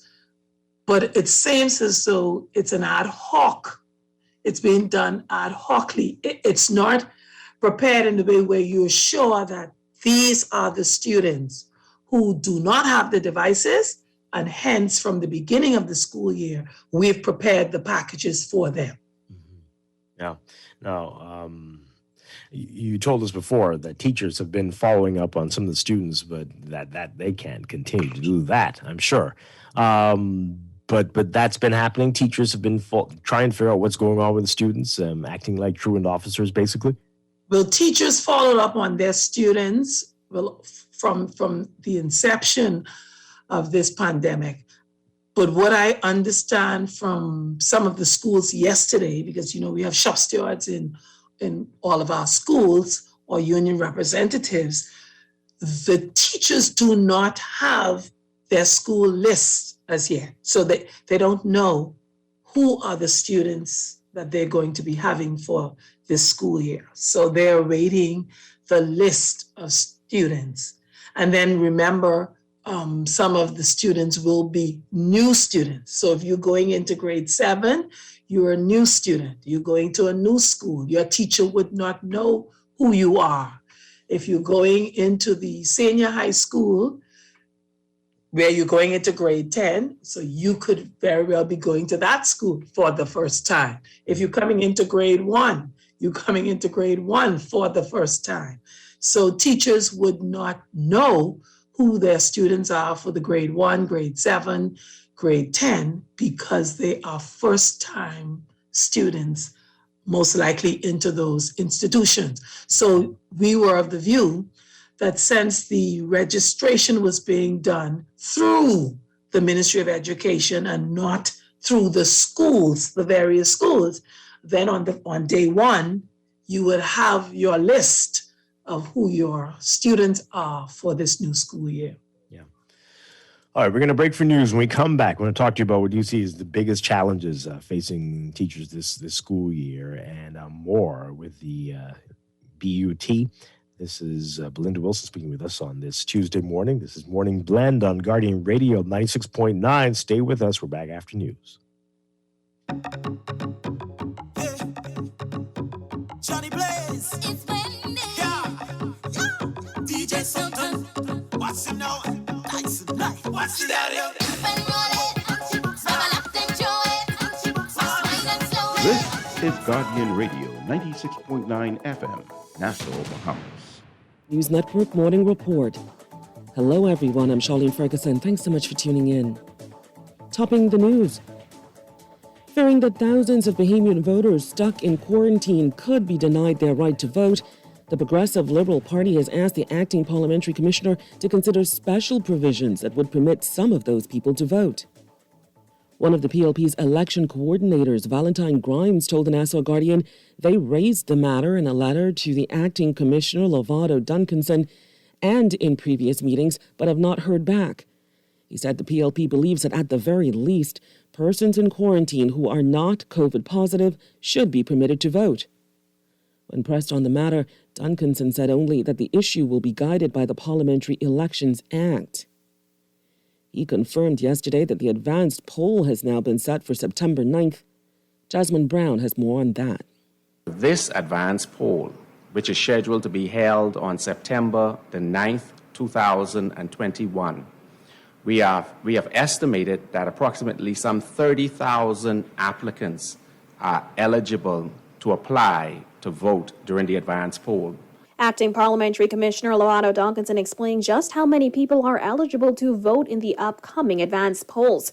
The 30,000 plus people who are eligible to vote is a far cry from the 3,000 people Minister of National Security Marvin Dames has said took part in the advanced poll in 2017. Due to an amendment to the Parliamentary Elections Act, people over 65 are now eligible to vote early. The 30,000 plus applicants include a new category of voters, persons 65 years and over. Such persons comprise of some 26,000 eligible voters.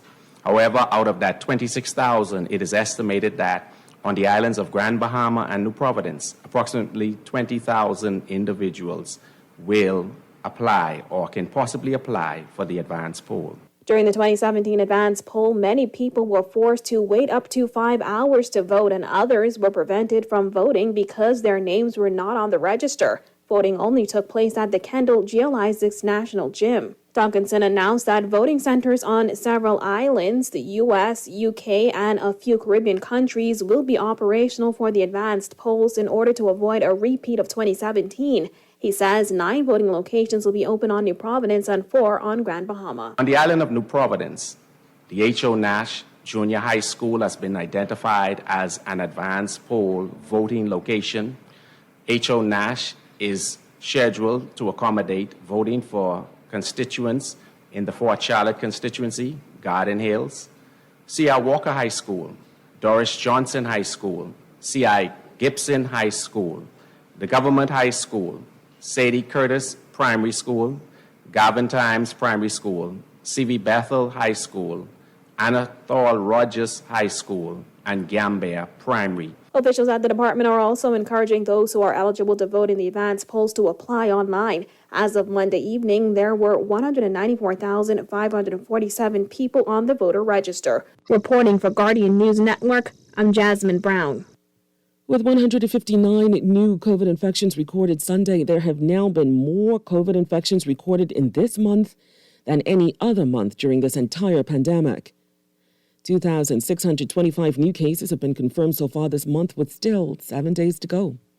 The new infections included 12 on Andros and 15 on Abaco, pushing this country's total COVID cases to 17,545, with 3,356 of those still active. Well, the Ministry of Tourism is pointing to this country's more stringent entry requirements as evidence that it is taking the safety of travelers and Bahamians seriously. That after the U.S. State Department raised the travel warning for the Bahamas from level 3 to level 4 and added this country to its do not travel list due to the very high level of COVID-19 in the country. The ministry says government now requires fully vaccinated and unvaccinated travelers ages 2 and above to secure COVID tests no more than 5 days prior to arrival, and that coupled with on-island restrictions, that should help protect all who are resident and visit the country. We're told government continues to monitor islands individually to enact additional protective measures as needed, and that government is partnering with private healthcare providers to speed up local COVID vaccinations. Well, starting next month, all cruise passengers over the age of 12 who are visiting this country must be vaccinated. Tourism Minister Dionisio de Aguilar calls that decision a cautiously wise move. If you have an outbreak on the ship, that's bad for cruise tourism. And the Bahamas is very reliant on cruise tourism. Just go down to Bay Street and remember what happened when there were no cruise ships there. So we want to do everything in our power to protect that industry, and we thought it was a wise and cautious move to insist that all passengers getting on the cruise ship should be fully vaccinated.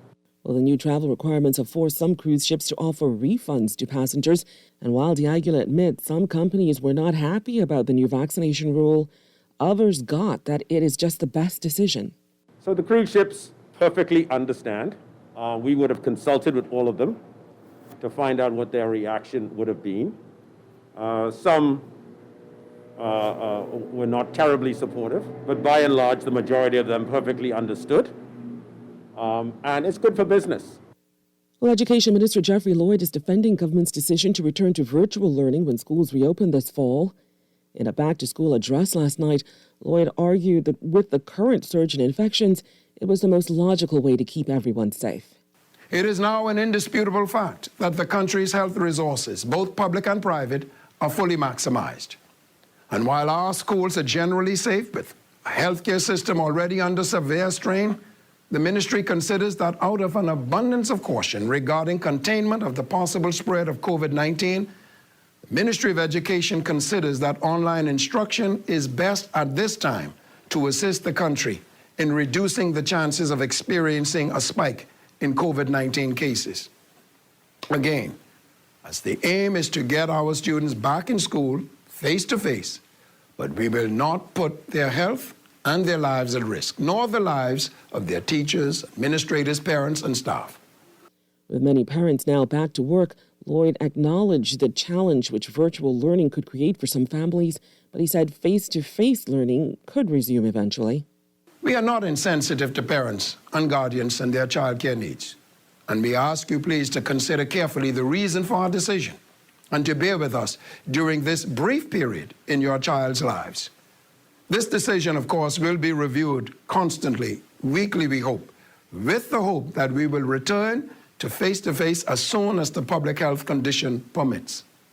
As we did during the last academic year, the return to face-to-face instruction will depend on local conditions on each island. Some schools, small island communities, may return to face-to-face sooner than other islands, again, as health officials deem it safe to do so. But he told all those affected to expect that it could be a while before students return to the classroom.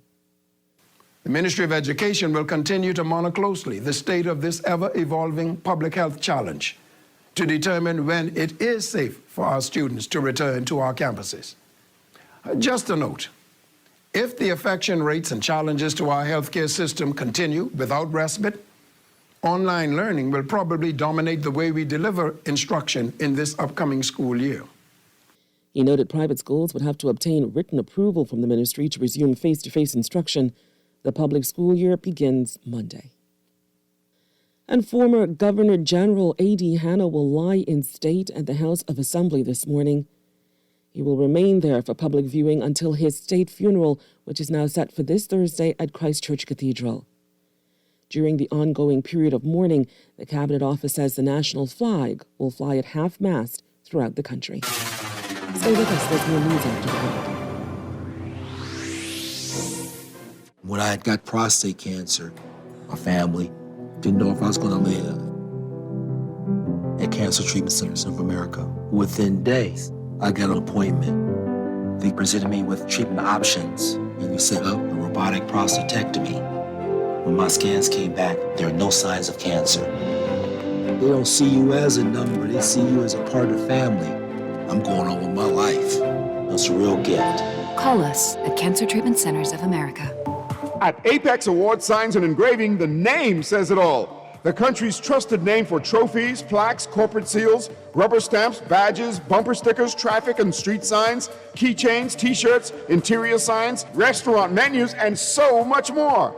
Apex Award Signs and Engraving, number 128 Mount Royal Avenue in Wilton Street. Open 9 to 5, Monday to Friday, and 9 to 1 on Saturdays. Visit the website at apexawardsbahamas.com. Apex Award Signs and Engraving, number 1 in the Bahamas. There's a master foodie in each of us. At Fresh Market, we've provided a canvas for your inner foodie to create a culinary masterpiece. Bring your wildest food dreams to life with inspiration from our fresh meat and produce, the largest cheese selection in the Bahamas, and aisles of specialty good-for-you foods. Try making that tuna tartare, beef bolognese, or even a nice fresh avocado toast at home. Maybe even dive into your raw foods for a fresher meal. Fresh Market, where master foodies come to be inspired. At Master Technicians, we have what your family traditions need, starting with industry-best refrigerators, ranges, and ovens. We also carry Whirlpool washer and dryers, dishwashers and freezers, leading KitchenAid countertop appliances, blenders, microwaves, juicers, kettles, and KitchenAid stand mixers. We even do free delivery in New Providence or to the boat of your choice. Whether you're doing the laundry, creating new memories in the kitchen, or spending family time in front of the television, Master Technicians Limited, keeping family traditions alive for more than 50 years. When I say Lumpkin, what is it with steel doors? Everybody asking if I got steel doors. I say, really got any? All I get is steel doors. I get 32 and 36-inch doors. I get 6-panel and 9-panel. I even get some with sunburst, and I've taken the guesswork out of my customers having to choose right color. All of my steel doors is white. Not only do I have doors, I have the wood and tools for you to hang them. And to sweeten the pot, I sell in all of my Milwaukee tools at 15% off. In answer to your question, I got a ton of doors and a ton of tools, and the tools going for 15% off. Everything is changing, and your favorite hardware and home improvement store is getting with the program. We Buy You Sell is rolling out its new online shopping feature. If you go to our website, wbusbahamas.com, it's a quick and easy 3-step process. Step 1, browse the gallery and select your item. Step 2, add to cart. And Step 3, check out. Go to our website, wbusbahamas.com, to shop with us today. Tired of banks forcing you to use technology to bank the way they want you to? Your convenience is important. So no matter what your banking needs, Commonwealth Bank's friendly staff are always available in branch for that personal one-on-one service. But when you choose technology, our online and mobile banking app offers you state-of-the-art functionality. The choice is yours. Commonwealth Bank. Bank the way you want. The PLP is hosting an economic summit where financial experts and business leaders share ideas and plans for transforming the Bahamian economy. Speakers will discuss the PLP's economic plan, a new blueprint to create a Bahamian economy that works for everyone. Discussions include opportunities in high-tech, renewable energy, and training for entrepreneurs. Go to plpeconomicsummit.com and learn how you can be part of a new Bahamian economy. This has been a paid political announcement by the PLP. Welcome back. Government officials have announced that Census 2022 will begin in January using a digital format. $6 million has been allocated to facilitate the digital transformation. Giorgio Bain explains. Kim Saunders, Chief Census Officer, revealing that the upcoming census will be different in several aspects. First, there will be 3 ways for persons to complete the census form. The 2022 census has a budget of $6 million to facilitate its digital transformation and expects to reach at least 119,000 households, which would represent a 10% increase from the 2020 census, according to Saunders. For the online census, there will be a questionnaire that individuals can complete from the comfort of their homes, any time of the day and at their leisure. Via telephone, census enumerators will administer the questionnaire over the phone.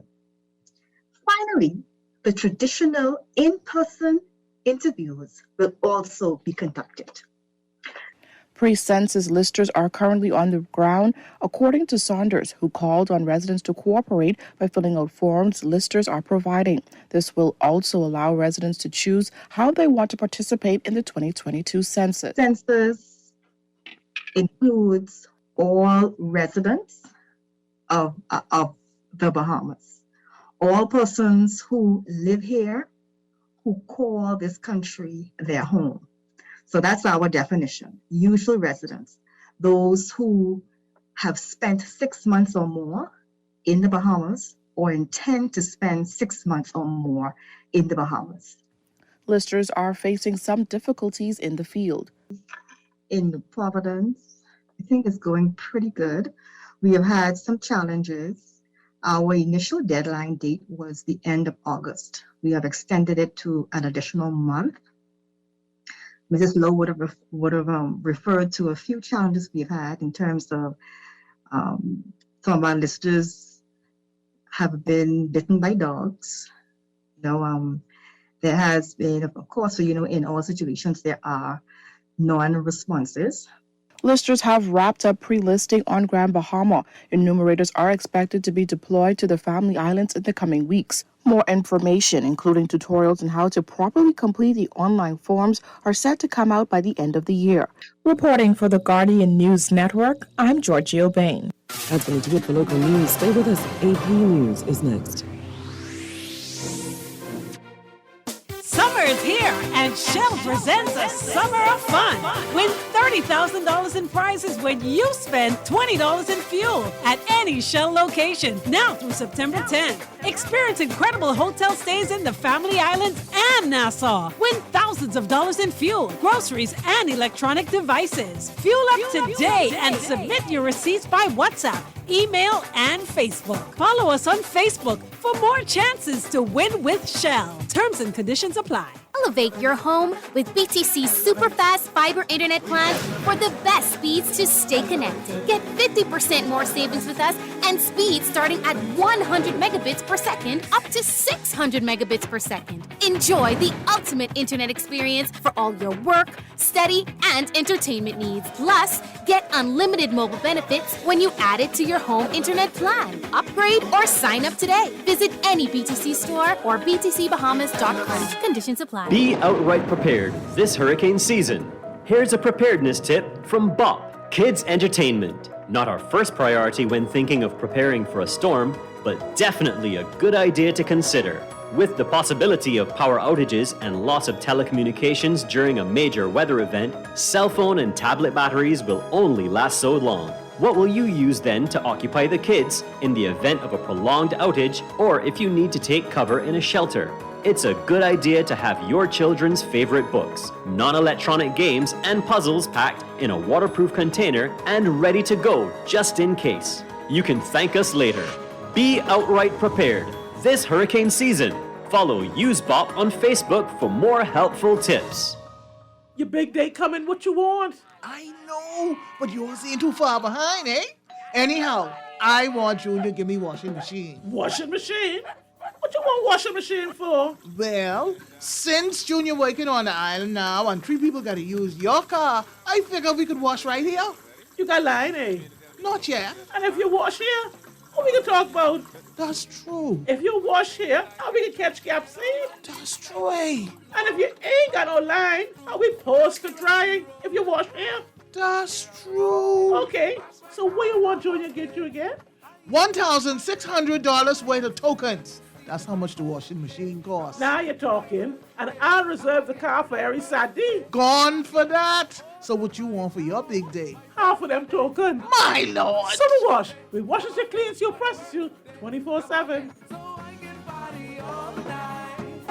Introducing the new slices and sticks from Little Caesars, an unexpected combination. 4 slices of pepperoni pizza, 8 Italian cheese sticks, and 1 crazy sauce, only for $9. Didn't expect that one, right? Grab the new slices and sticks at Little Caesars Oaksfield, Carmichael Road, or East Street South in the Pineapple Plaza. That's 4 slices of pepperoni pizza, 8 Italian cheese sticks, and 1 crazy sauce, all for only $9, and only at Little Caesars. Pizza.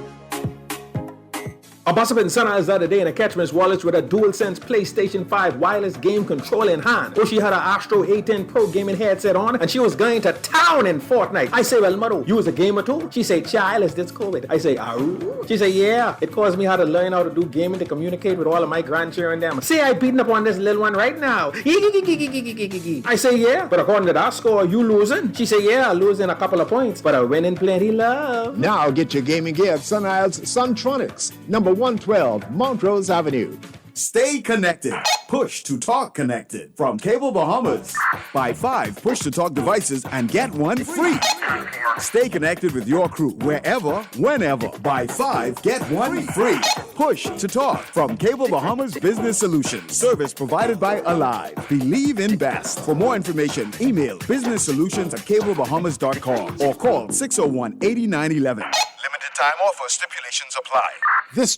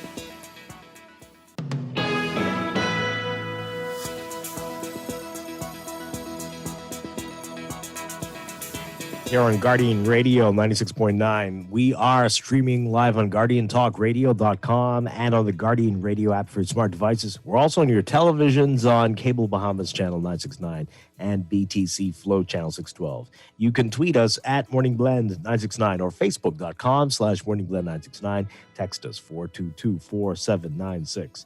And now, day 21, time for another check of the weather for today, brought to you by Bahamas First Insurance. Here's what's happening. We've got a high-pressure ridge extending across the islands that will keep moderate to strong breezes over the country, while a plume of Saharan dust will allow hazy conditions to persist across the country through tonight. There is a risk of rip currents along east and south coast beaches for beachgoers today. For all areas, your forecast today calls for partly cloudy, hot, and hazy conditions with a chance of a few isolated showers. Small craft should exercise caution in the central and southeast Bahamas. Temperature-wise today, look for highs getting up to around 91 Fahrenheit, 33 Celsius. The heat index in triple digits again, up to 105 Fahrenheit, 40 Celsius. Overnight lows tonight getting down to 77 Fahrenheit, 25 Celsius. In your extended outlook, an upper-level low is forecast to move over the area, increasing chances of showers over the country. So for tomorrow, Wednesday, we're looking at partly cloudy and breezy conditions with scattered showers and the chance of isolated thunderstorms. Thursday, variably cloudy and breezy with isolated showers and thunderstorms. In the tropics, we're watching three areas. We've got a broad trough of low pressure about 1,000 miles west-northwest of the Cabo Verde Islands. It has a 50% chance of cyclone formation. Then we've got a tropical wave over the eastern Caribbean Sea. That has a 60% chance of cyclone formation. And a tropical wave about 500 miles south-southwest of the Cabo Verde Islands. That has a 40% chance of cyclone formation. We're going to be watching those for you. But that is your weather for this morning, brought to you by Bahamas First Insurance. What's first for you comes first for us.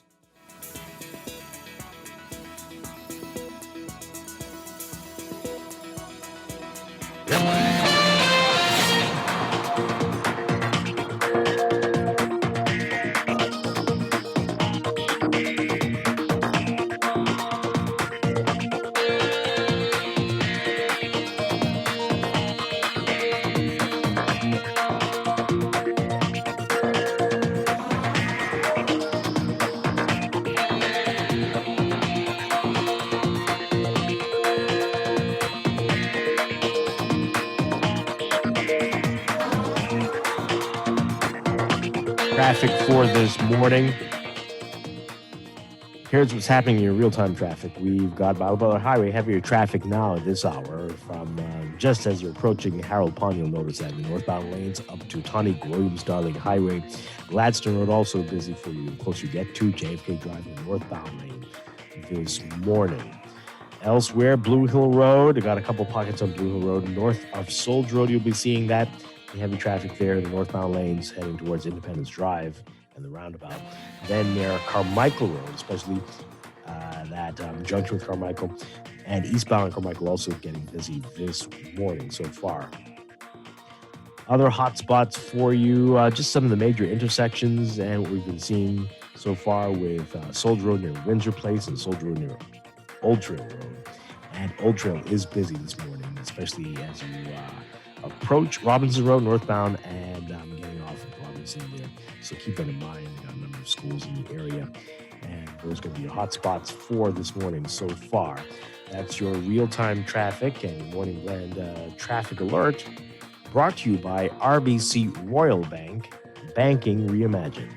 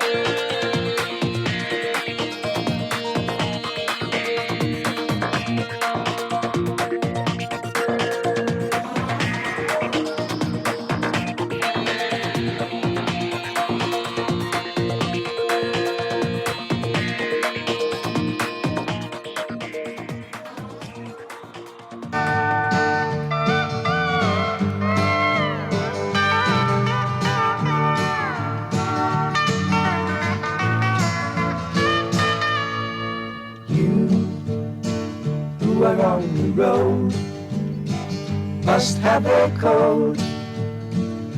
that you can live by, and so become yourself, because the past is just a goodbye.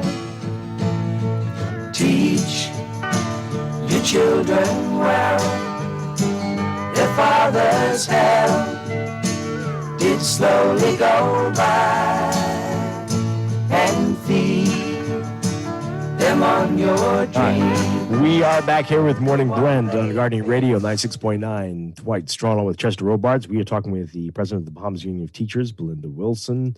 Just days to go now before the start of the school year.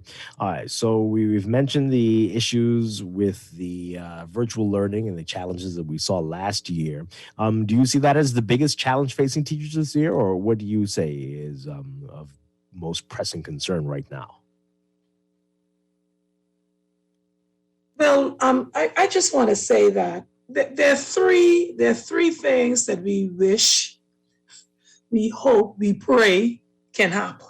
The first thing is to have a functioning virtual platform that's adequate for all of the students to access. The second thing is safety for the teachers and the students. And the third thing is clear, timely information coming to us from the Ministry and the Department of Education. If we can get those three things right, then it augurs well for a smoother transition for this new school year. Yeah, that doesn't seem that hard. Well, we think that it's three basic tenets, but it's so difficult to get these things right, and we see them as basic, fundamental things. Mm-hmm. All right, we're getting a few text messages here. There's a thread with a couple of them. They're saying that that no matter what happens, you will complain about it, and that this is just a regular thing for you to complain about everything. What do you say to that, and to people who say that? Again, we're getting quite a few messages saying that this morning. Okay. First of all, I would say the persons who are saying that I'm complaining no matter what happens, they probably do not have children in the public school system, or they may not have family members that teach or work in the public school system.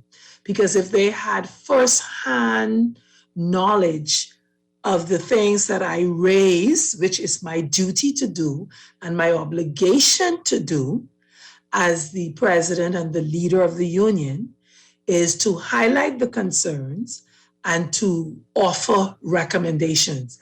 And if those individuals are listening with an unbiased ear, then they would note that I would raise the challenges, but also give the recommendations on how best we can move forward or have those things resolved. So I'm not concerned about what they're saying. They have a right to their opinion, and that's their opinion. We know there was an issue a few weeks ago. You mentioned that there could be industrial action as a result of increments. The minister on this show said that as far as he was aware, they were going to be paid. They are to be paid. What's your understanding on that? Where do things stand with the increments at this point? Well, I've been assured that the increments will be paid August payday. And I want to also note that these increments are not a gift. The increments are paid on an annual basis to employees. And if you would note, last year, May, we had a meeting with the Minister of the Public Service, and they would have asked the unions to agree with the government to defer the increment, the payments for the increments. So they've now said to me that the increments will be paid August payday. So we expect the increments to be paid August payday because we have waited quietly, and we expect them to follow through with whatever they it was that they would have said to us, your word is your bond, and we expect to have the increments paid this August payday. How many people are expecting to get the increments? This is widespread, or this is just a few people? And how much are we talking about? Actually, it's the entire public service, and I want to state that the increments are paid based on your evaluation. So your annual confidential reports, you must be there's a 5-point scale, and you must score 3 or above to receive the increments. So we have teachers, thousands of them, teachers, teachers' aides, librarians, guidance counselors, who have been evaluated for the 2019-2020 school year, who have not received their increments. So we expect to have the increments paid on August payday. And as I would have said to those that I've spoken to, the government finds money for what they want to find it for. So they better find it for the teachers this August payday, period. How have teachers fared in the pandemic? Have you lost many teachers? I pray the answer is no. We have lost teachers. Actually, we just lost a teacher 2 days ago. And I have a teacher that's battling now. She's lost her mother and her brother. She lost her mother on Friday, her brother on, today's Tuesday, on Sunday. Wow. Her sister is hospitalized. She was hospitalized. And when she messaged me Sunday evening around after 9, she was heading back to the hospital. And her father, she messaged me yesterday, her father is battling in hospital. So it's hit us very, very hard. And in fact, from early on, we lost teachers and a lot of family members of teachers. And that's why I keep speaking and hammering on the point of safety. That is why we agreed and we recommended virtual learning. So yes, the naysayers may say, oh, whatever they do, she has something to say. I will always have something to say once I'm in this seat. And whatever I have to say is always on behalf of my members or the children of this nation. And I will continue to sound the alarm until I no longer occupy this seat. And if I go elsewhere, I will continue to sound the alarm. That's my obligation. Yeah. That's my duty. And I stand by it. And we appreciate you for that, Belinda Wilson. So tell us more about how this situation works here. If we're virtual, is there flexibility for the teacher? Does the teacher have to come to the classroom every day, or can the teacher work from home? How does that work exactly? Glad you asked. Based on the information given to me by the permanent secretary of the Ministry of Education, they've now invoked the work from home policy. So the work from home policy will address teachers with comorbidities or who may have other medical illnesses, and teachers who have family matters or circumstances that does not allow them to work at school or to report to school. So I've sent out the work from home policy document that was used from last year, that was given to me from the Ministry of Education. I've sent out the information to our members throughout the Commonwealth of the Bahamas, from Grand Bahama to Inagua. The permanent secretary also confirmed with me that the principals at each of the schools, the principals will be the individuals who will approve the teachers and teachers' aides, guidance counselors, librarians working from home. So I'm assured that teachers will provide their work from home applications to their principals, and the principals will do the approvals on a case-by-case basis. Yeah, all right. That's great stuff there. All right. Some people are asking here. I know that you talk about it all the time. We know the minister talks about it all the time.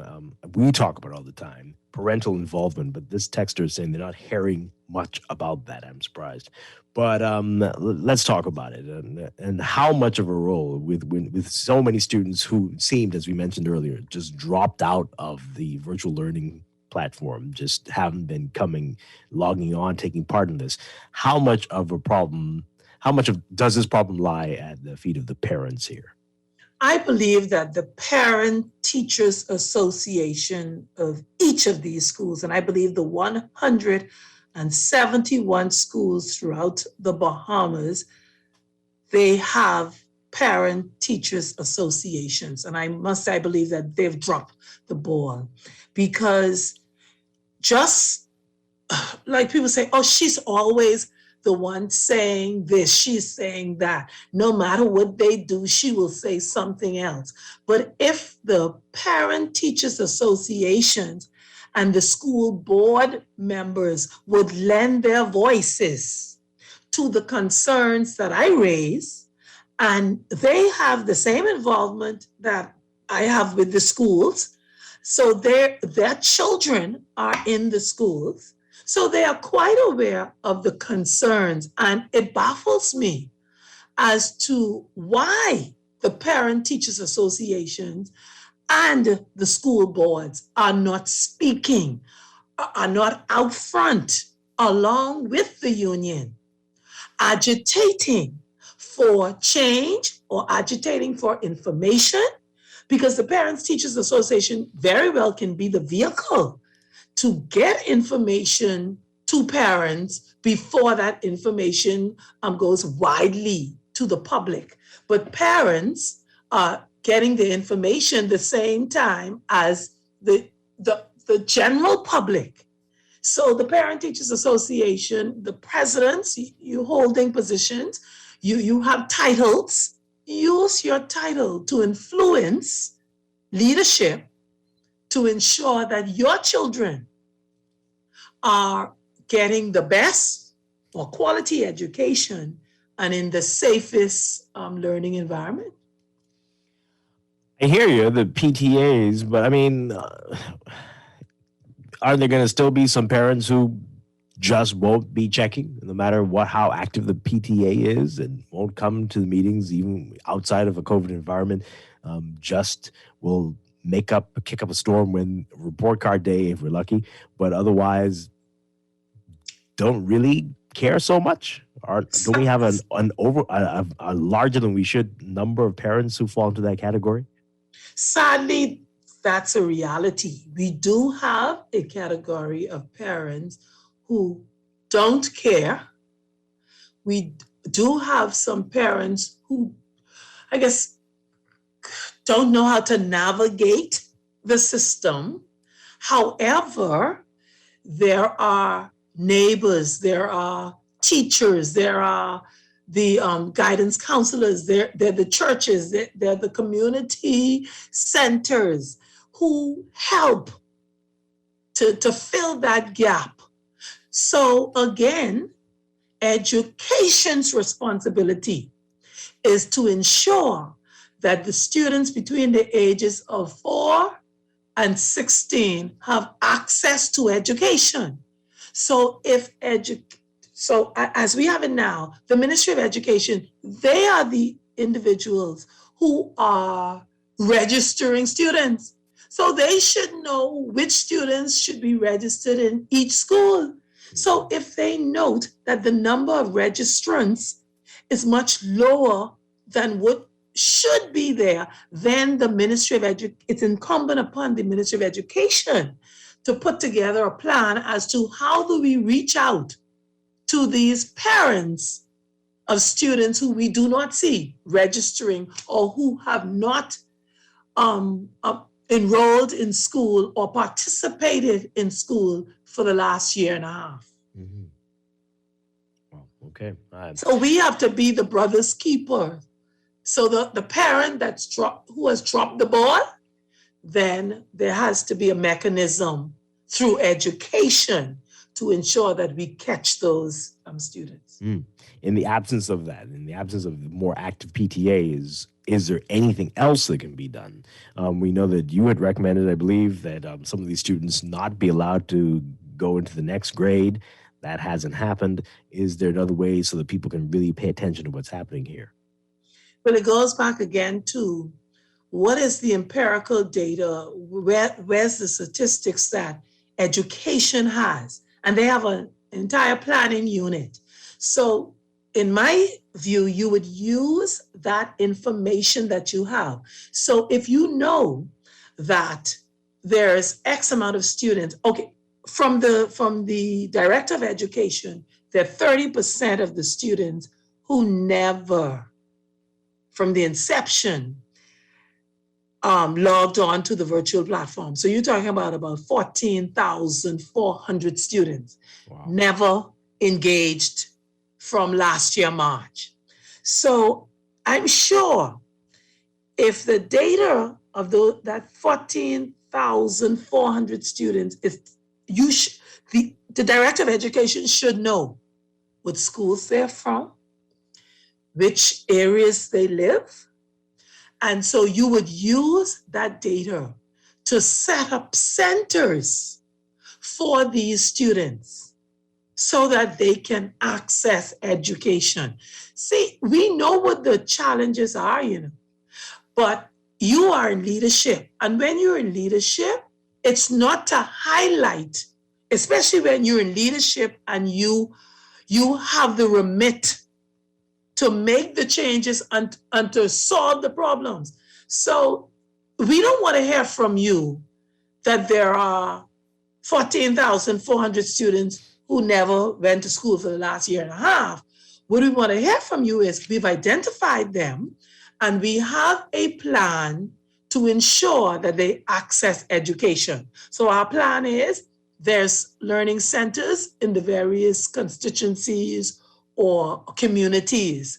We will have persons who are there to teach them, or we will have the virtual platform set up. We will have a hot breakfast, or we will provide a snack or lunch for these students. We will ensure that they have the hard copies for the worksheets for them to work from, and not in an ad hoc manner, but in an organized manner. And what we see coming out of education is reactive and not proactive. All right, we're going to take a break. When we come back, we're going to take some calls. We've got a lot of text messages I'd like you to respond to. We're talking with Belinda Wilson, the president of the BUT. This is Morning Blend on a Tuesday morning here on Guardian Radio 96.9. Stay with us. Pediasure, the #1 brand recommended by pediatricians, now has 33% less sugar compared to previous formula and provides 25 vitamins and minerals and 7 grams of protein kids need for a healthy growth. It's a convenient meal or snack with a delicious kids-approved taste they'll love. Pediasure, nutrition to help kids grow. Ask your pediatrician about Pediasure today. Elevate your home with BTC's super fast fiber internet plans for the best speeds to stay connected. Get 50% more savings with us and speeds starting at 100 megabits per second up to 600 megabits per second. Enjoy the ultimate internet experience for all your work, study, and entertainment needs. Plus, get unlimited mobile benefits when you add it to your home internet plan. Upgrade or sign up today. Visit any BTC store or btcbahamas.com. Conditions apply. Tired of banks forcing you to use technology to bank the way they want you to? Your convenience is important. So no matter what your banking needs, Commonwealth Bank's friendly staff are always available in branch for that personal one-on-one service. But when you choose technology, our online and mobile banking app offers you state-of-the-art functionality. The choice is yours. Commonwealth Bank. Bank the way you want. Breakfast just got better at Wendy's. Introducing the Breakfast Biggie Bag. Enjoy a double sausage muffin with 2 square sausage patties, a freshly cracked egg, and cheese served on a toasted English muffin, a medium waffle fries, and an orange juice for only $5.25, VAT inclusive. Add an apple pie for just $1 more. Say what? At Wendy's, better breakfast is all day. Offers valid in participating locations. Wendy's, different inside and out. Let me ask you a few questions. What's your name? Pam. Favorite food? Steak. Beer or wine? Wine. Is your money safe? It's under my bed, so I guess so. Are you serious? Yeah, why? Unless your money is in a bank or credit union that's a member of the Deposit Insurance Corporation, there's no guarantee it's safe. Yeah, but what if something happens to the bank? Your Bahamian dollar deposits are insured up to $50,000, so you'd still be ahead. Plus, your mattress might catch fire. Then what? Man, those banks and credit unions are looking good right about now. Visit the DIC's website at www.dic.bs. Protection for your money guaranteed with DIC. You invest in your children, your home, and your community. But are you investing in your financial future? At CFAL, we specialize in investment management, retirement planning, mutual funds, and private wealth management. Our team of experts never stops helping you plan for tomorrow. Because tomorrow begins today. Call us at 502-7010 to see what our financial advisors can do for you. CFAL, growing wealth for future generations. Many people wonder, what makes Boost Academy unique? Maybe it's our 8-to-1 student-staff ratio, the emphasis we place on student individuality, our focus on numeracy, literacy, and creating better citizens by sharpening students' critical thinking skills. One of our many talented teachers, program facilitators, and mentors. Or just maybe it is our commitment to taking full responsibility for your child's education, no hidden fees or costs. Regardless of what it is, let us help your child reach their full potential. Boost Academy is currently enrolling students of grades 4 through 12. Visit www.boostbahamas.com to apply now. The PLP is hosting an economic summit where financial experts and business leaders share ideas and plans for transforming the Bahamian economy. Speakers will discuss the PLP's economic plan, a new blueprint to create a Bahamian economy that works for everyone. Discussions include opportunities in high-tech, renewable energy, and training for entrepreneurs. Go to plpeconomicsummit.com and learn how you can be part of a new Bahamian economy. This has been a paid political announcement by the PLP. Be prepared for the rainy season with an RBC loan to fund your rainy season essentials. For hurricane shutters, generators, solar power systems, or general home repair, RBC offers a range of flexible and competitive financing solutions. Let us help you get started at rbc.com/Caribbean/get-a-loan. Special conditions apply. Reimagine your rainy season readiness with RBC financing. This is Guardian Radio 96.9 FM. Fresh news, smart talk, all day.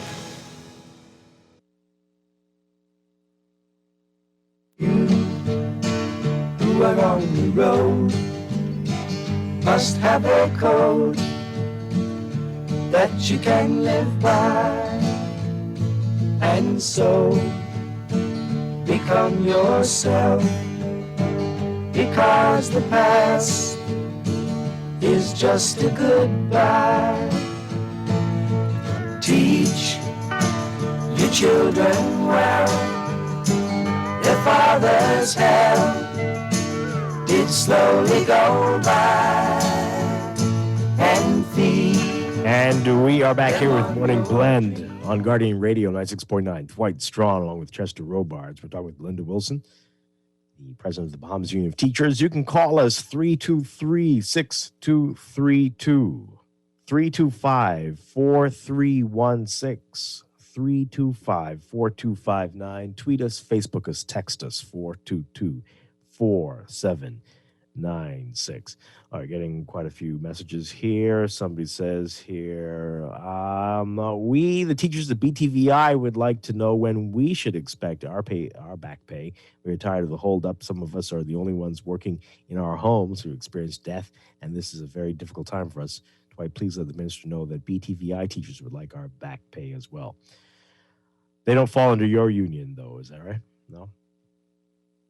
No, they don't anymore. Yeah. Oh boy. Sadly. Okay. This text here: teaching via Zoom is possible like last year. I'm a teacher. Teachers all pass, so why students' improvement not on par?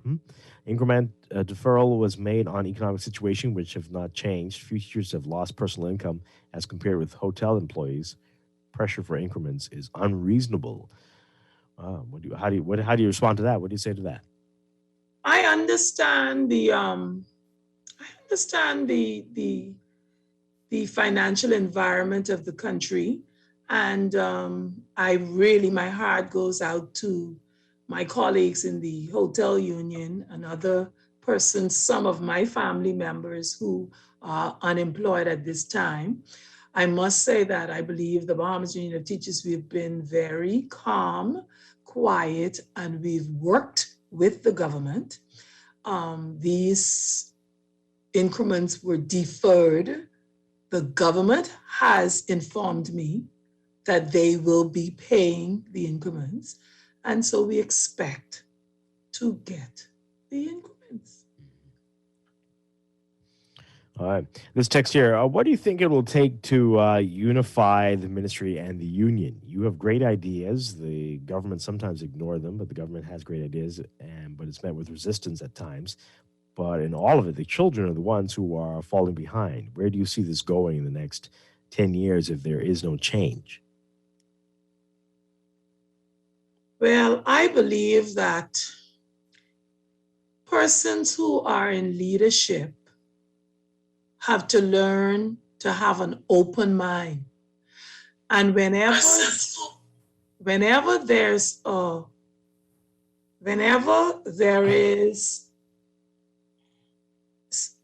someone highlighting a concern, we need to look at not the person who is highlighting the concern, but the legitimacy of what it is he or she is bringing to the table. And so we have a problem because we have persons in leadership who get personal. And this is my 17th consecutive year representing teachers of the Bahamas Union of Teachers. And not one government official, not one minister, not one person in education can say to you that I came to them asking for a personal favor or something for myself. What I'm asking for is for a better education system, not perfect, but better and improved. And that when something is raised, an issue is raised, you look at the veracity of it and look at how best you would be able to have the matter resolved and in a timely manner. So what I want is the best for the students of our nation and the best working conditions and benefits for teachers. We heard that that some of the grades have improved. More people getting A's through C's in this last with the BGCSEs. There's some improvements with the BJCs as well. Many are surprised at that, seeing how challenging this year was. But that's encouraging. What do you think was behind that, and how do we get to see more of this in the future? Well, that's questionable for me, and I've not seen the results as yet. So I await the results. And once I get the results and I look at the data, because what are you comparing? What is the comparison being made with? How many students sat the exam this year that you're saying that there's an increase? Are these students from the public school or the private school? So there's a lot of variables. So you don't believe it's true? I said it's questionable for me. Mm-hmm. And I will have to look at the data and the information so that when you drill down, then you're able to give the clear results, just to say, oh, there was 10% of the students A through C, then you have to, what is it being compared to? So I need to get the information in order for me to give a more informed response. All right. So the minister is saying that they're going to be evaluating the situation with the virtual learning on a weekly or so basis. What do you make of that? Do you think we should just say for this semester entirely? Do you think we can just say that now? What's your position on it? Well, my view is that the ministry should have already evaluated the virtual platform. The schools were closed from June, so they had 2 months to look at the system, to actually run it and test it, so they would know where the weaknesses are or which areas they may need to adjust. So I believe that, again, they are late, because the minister should have been saying to us, we have tested the system. These are the strengths, these are the weaknesses, and we have this plan to offset where the weak areas are. So I believe that we're going to have the same challenges that we've had for the past year and a half. And like I said yesterday, some of the teachers would have experienced the same challenges. So I'm going to impress upon our members, as we would have done over the last year and a half, use the Zoom, use the Google Classroom, use the virtual platforms that are familiar to you and that you've worked with over the last year and a half, and just to do the best that you can to teach the children, because these are tough times. From what you've seen, what are the physical statuses of the schools? Has that improved while there's been nobody in them? Well, no, as we speak now, C.W. Sawyer Primary School, they are still in the University of the Bahamas campus. So they've not been in their school now going on to 2 years because it's under construction. We have Sybil Strachan Primary School, which is also known as Carmichael Primary School. There's a whole section of that where the roof is basically ripped off. That's being repaired. Plus there's work being done on their preschool. You would note that the East End Primary School in High Rock, that's not been repaired since the Hurricane Dorian. So they're still displaced. There's a new high school in the Holmes's Rock area in Grand Bahama that's been building since the last administration. So that's incomplete. If you would pass the various schools, New Providence, because I have not traveled, but if you pass the various schools, you would see that the grass is high. You have work that's going on, major work going on at S.C. McPherson Junior High School on Blue Hill Road. So even if we were going to the schools, the physical structure, the schools are not ready for receiving students and teachers as we speak today. All right, so quite a few challenges left. We've got about a minute left here. What is your message as we are about to embark on this new school year? What would you say to teachers and students out there? Well, my message, first of all, is sympathy to all of my members from Grand Bahama to now who've lost loved ones. Sympathy to the families of our teachers who we have lost. We have a number of teachers who tested positive for COVID, even some of those who were teaching the summer school program. So we're saying to them, get well soon and stay safe. I want to welcome the new teachers. We have a number of new teachers in the system, and they've come in a time that's very difficult. But we say to them, welcome to the profession of professions. I want to say to the students, just try your best to learn the best way you can. Stay in touch with your teachers and love on your family members and parents. I'm saying to you, love on your children. I think this is the time that they really need to hear from mommy and daddy. I love you. I'm proud of you, because it's difficult for the children. It's mentally training. So I want to say to all out there, stay safe, follow all of the safety protocols. And I want to really say to teachers, thank you for the support that you've given to the parents, to the to your colleague teachers, to students, and to the union over the last year and a half in particular. And I say, as I always say, solidarity forever. Okay. Belinda Wilson, always a pleasure talking with you. Thank you so much. Thank you. Keep us posted, keep us updated as the school year gets underway. Thank you very much, and stay safe. Okay. We're going to take a break. When we come back, we are going to get into Morning Blend business. We're talking with the two companies that are the first to take part of the Arawak X crowdfunding initiative. We're going to meet them coming up next. Stay with us. We'll be back after the news.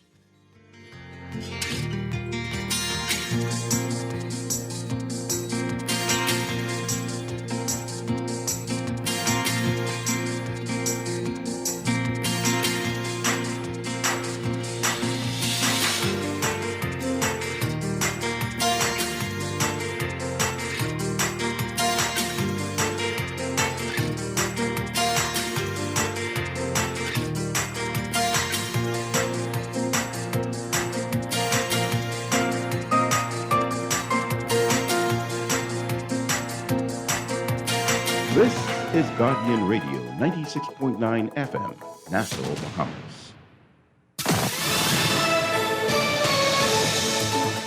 This is the Guardian News Network update on the hour. Hello, everyone. I'm Charlene Ferguson. The Progressive Liberal Party has asked Acting Parliamentary Commissioner Lavardo Duncanson to enact special provisions that would permit some Bahamians under quarantine to vote. One of the party's election coordinators, Valentine Grimes, says they do not want any voter to be disenfranchised, and that at the very least, persons in quarantine who are not COVID positive should be allowed to vote. Still, he said they have yet to hear back from Duncanson. Duncanson told the Nassau Guardian the matter will be guided by the Parliamentary Elections Act. Well, 30,000 people are now eligible to vote in the advance poll set for September 9th. That will now include voters who are 65 years of age and older, as well as disabled, those with illnesses, who are pregnant, or receiving treatment on Election Day. That's in addition to candidates and their spouses, as well as poll workers and the uniformed branches. Those who qualify still have until September 4th to apply. Government expanded eligibility rules for the advanced vote to reduce the number of people at the polls on Election Day and to protect the most vulnerable to COVID. And Education Minister Jeff Lloyd says online learning could dominate the way education is delivered in the upcoming school year if COVID infection rates continue without respite in this country.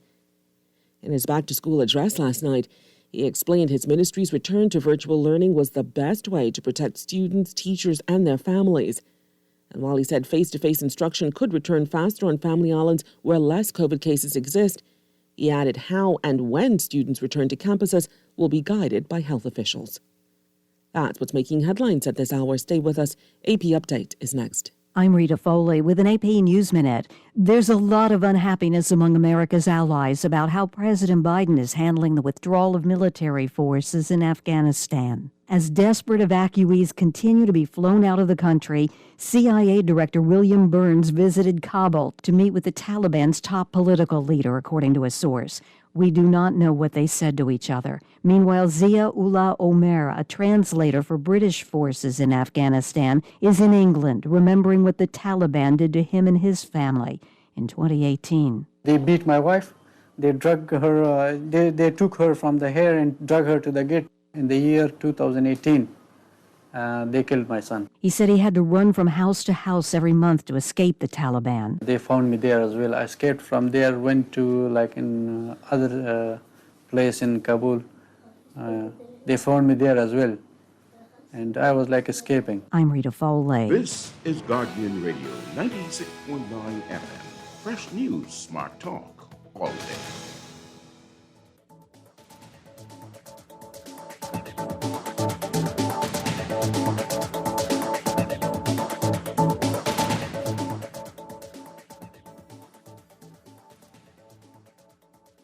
This is Guardian Radio, your station for up-to-the-minute news, intelligent, interactive, and engaging conversation. 96.9 FM.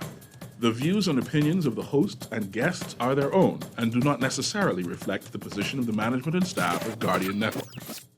Wake up, it's a new day.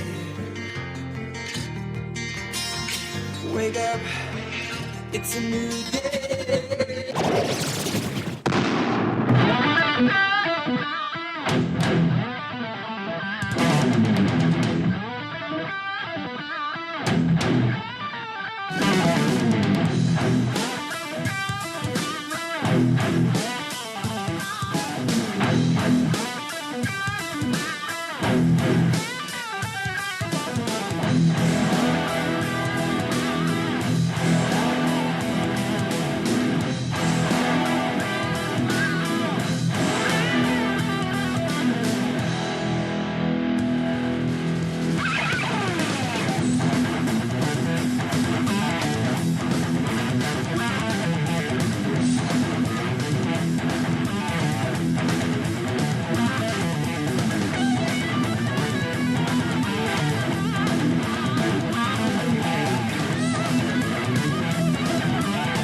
And welcome to Morning Blend Business on this Tuesday, August 24th, 2021. Welcome back to our Morning Blend listeners. Once again, I'm Dwight Strachan, joined by Chester Robards today. And this morning, we are meeting the first two companies available now on ARWAC-X for crowdfunding. We told you about this initiative last weekend. It was a big secret as to the two companies that will be the first, but we learned yesterday who they are, and we're very pleased to have the CEOs of both companies with us this morning. We have from Pinnacle Franchise Brand, CEO Christopher Mortimer, and from Bahamas MiFi, CEO Marcian Cash. Oh, that's how you pronounce it. Marcian, that's how you say it? That's it, Marcian. Yeah, okay, Cash. there we go. Great to have you both with us. Very exciting what's going on here. We have so much to talk to you about, so many questions, but we want to find out some more about the companies first, and then we'll find out why you wanted to go this direction, crowdfunding. It's so novel for us here in the Bahamas. But let's start with you, Marcian. Tell us about Bahamas MiFi, how long you've been around, and what the company is all about. Well, Bahama MiFi was incorporated in 2017. And it really, I was in the hotel business for many years. I love the hotel industry. But, you know, I came away from the hotel industry. It was a little bit too demanding at the time, you know, raising kids and working 18 hours a day. But I always dreamed that at one time I would get back to tourism. And in 2017, I was working in the communications business back then, and it actually for Rev Bahamas. And I had the opportunity to actually incorporate a company and do some research into what was needed in the tourist industry. At the time, I didn't actually know what direction we would go in, but what we wanted to do was find out, okay, what pain points are there out in the tourist sector?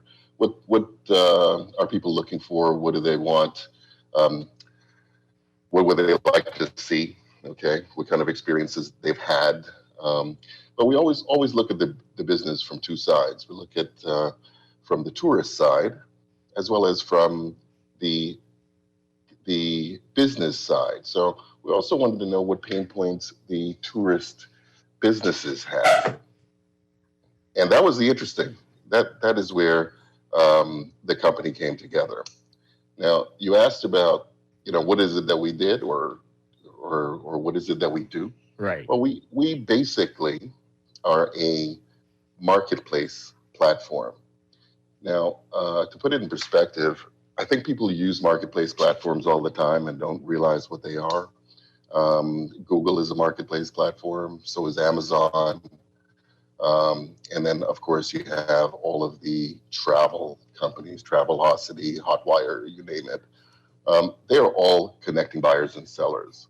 And what we do is very much the same. We connect buyers and sellers. All of them have found a niche, something that makes them stand out, makes them more accessible for users, makes them, more profitable actually, and more profitable for both sides of the transaction. And after doing the research, we decided it was very much necessary to do just that. And we realized that worldwide there was nobody doing it, which was quite surprising. Something that started off as just a sort of intellectual pursuit became a really big opportunity. And when you look at the entire tourist market, even the regional market, but the world market, it's a multi-billion-dollar industry. And we found ourselves playing in a somewhat, bigger market than we thought we would be. We started off with the Bahamas, but all of a sudden we were developing for world markets, and that is where Bahama MiFi is right now.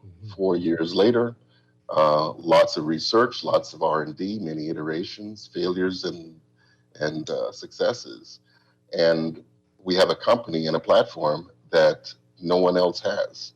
And the interest is local, of course, but there's a huge amount of international interest as well in what we've been able to accomplish.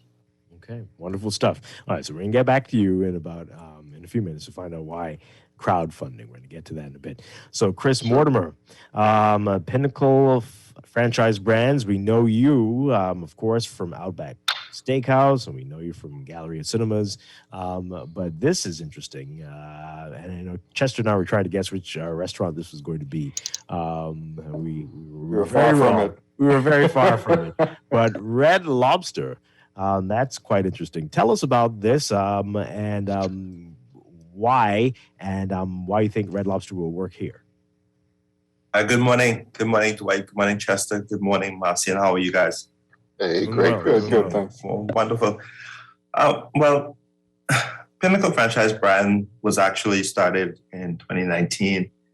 It was after a deal was done with the brand, and originally was to come on stream in 2020. And obviously we know what happened in 2020. And so over the intervening months, because of what's been happening in terms of public health, and we went back and we kind of restarted the whole design process again to take into consideration the new reality. And so it's why this brand. I think it's a brand that everybody knows. I think one of the things that I've always tried to do is that while there are a lot of brands out there, there are really only a certain amount of brands that work for the Bahamas and for the Caribbean. And it's really those brands that I've tried to focus on. And we had the good fortune to have made our pitch with respect to the brand. They like what we had provided to them in terms of development. And here we are today, being able to be on the cusp of bringing a well-loved brand to the Bahamas. And not just the Bahamas, is that right? You have the franchise for the entire region, is that right? Correct. So there are a number of Caribbean countries that's involved with our arrangement. Trinidad, Tobago, Jamaica, Dominican Republic, and a few others. So it's truly a Caribbean license. And my team and I, and we have a really good team, both in the Bahamas and persons outside of the Bahamas who have been in the franchise business for a very long time. It was a really wonderful challenge for all of the team to take a well-beloved brand and to bring it into the region. Okay. All right. So there we go. We have the setup. Now, crowdfunding and Arawak X, what they are hoping to do here, and what they've started doing, starting yesterday. Why did you feel, both of you, that this was the way to go to help you achieve your goals for this market? If I could just jump on that quick, it's interesting. As indicated, it was always going to, we were always coming. Mm-hmm. But I've known the Remings, both Darcy Senior and Junior, for a very long time. And, people call it crowdfunding. I don't. I'm thinking of it as, and I call it opportunity investing for all. Because really what it does is it's about how do we democratize investment so that the little guy has an opportunity to be a part of the process. And for me, I've done projects where there are a lot of persons, whether it's private equity, banks, where they've made a lot of money. And there have been a lot of people who have come to me and say, Chris, if we could have just gotten a little piece. And so when and one other thing is, it's interesting, in Jamaica, just the brand alone, we were offered millions of dollars just to go down there to do the project for the region. And the question is, why isn't it we are unable as Bahamians to do these type deals in our own country that are being done regularly around the world and in the region? And so, it was because of Philip Kemp. And Philip, even though I know Darcy long, Philip was like, Chris, you need to talk to Darcy. And I spoke to them and I realized that we had the same goal, which is how do we convert Bahamians into owners? How do we let them become owners in various projects that they otherwise would not have? And that resonated for me. And I told my team, we want to be a part of that. We want Bahamians who like to go to Red Lobster to also be owners of Red Lobster. And we think that's a great thing. And we think that's the future of what has to happen in this country. So that's really why this project resonated for me. I think Arawak X is a transformational moment in this country that can connect Bahamians with opportunities that they would not otherwise have had. And that is the reason why we are part of this. Okay. Marcin Cash. Yes, very much along the same vein.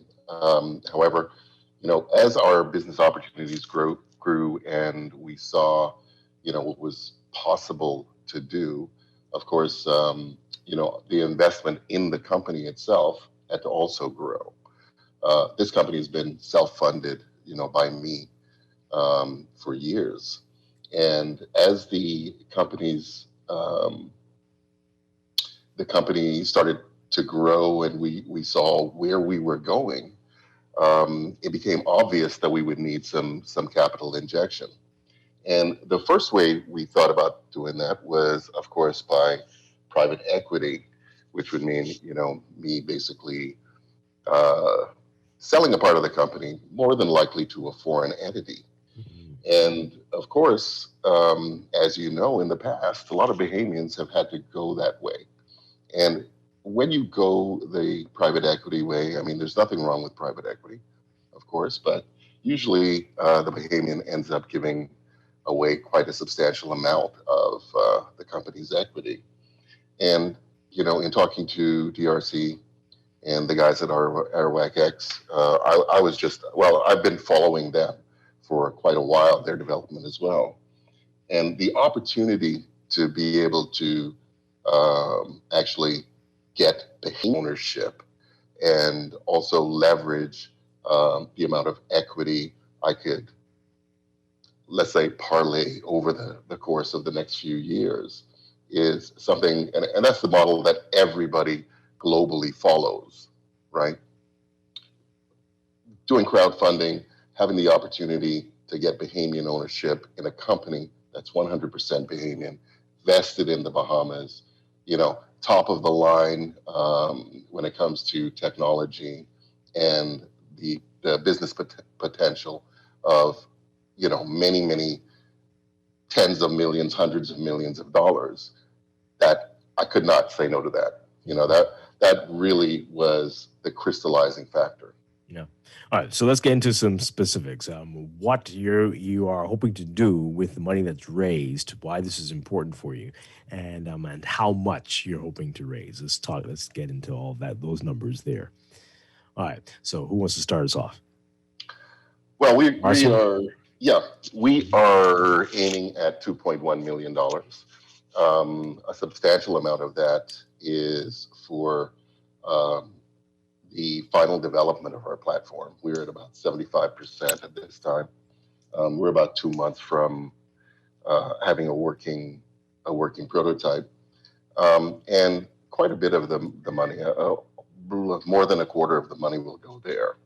The second big investment will be in our studio. We have a lot of digital assets. Okay, we have to do a lot of production, video, audio. Then we also have graphic arts, 3D arts like 3D puppets. You name it. There's a whole lot of stuff that's done, and we've been doing that offshore. It is time to move that home. Okay, it's time to hire Bahamians and get Bahamians involved at the high level that the international community has been able to provide for us. We need that Bahamianization. We need to also give those opportunities locally. And the last part of it is some assets that we really need to move forward with the technology. And I forgot one final bit is just the working capital to keep us liquid going forward while we're under the development process. Right. Mm-hmm. And how long do you anticipate all of that happening? How long before you can say you're done with the work? How long will it take to get that accomplished? The company is currently actually up and running. We are doing some ad sales of our American Airlines in-flight magazine to the Bahamas. Now, when you say complete, well, you never really complete, but let's just say, our look forward in our business plan is that those funds would be expended over the course of the next year. Mm-hmm. But we look to be fully operational beginning January of 2022. Okay. All right. And Chris Mortimer. So as I indicated yesterday, as a part of the raise is 2.7. All of the funds are actually towards the project, build out, furniture, fixture, and equipment, and working capital. So those are the broad categories of what the funds would be used for. Mm-hmm. And this is for just your first location or for a number? What exactly are we looking at here? So it's the investment is in Pinnacle Franchise Brands, which is the corporate entity. This amount is obviously for the first store. Mm-hmm. And as we move out and develop into those other regions, our Bahamian owners will also be able to come along with a ride with us. And as I indicated yesterday, in those jurisdictions, we already have partners who are at the same time getting things ready for the introduction of the Red Lobster throughout the region. Right. Okay. All right. We're going to take a break. When we come back, we're going to dive a little deeper into this and find out more about what potential investors need to know about this. And this is Morning Blend Business on Guardian Radio 96.9. Stay with us.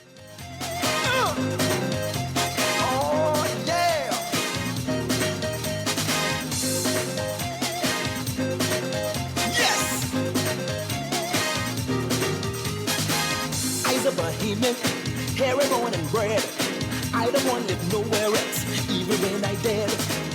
I's a Bahamian, and I always late. If you want me there by 9, better tell me come 8. See, I's a Bahamian, and I don't like say nobody gonna spend my money when I go to my grave. Yes, I's a Bahamian, Don't want make no fuss, but if you we know, but outside tell them. You invest in your children, your home, and your community. But are you investing in your financial future? At CFAL, we specialize in investment management, retirement planning, mutual funds, and private wealth management. Our team of experts never stops helping you plan for tomorrow.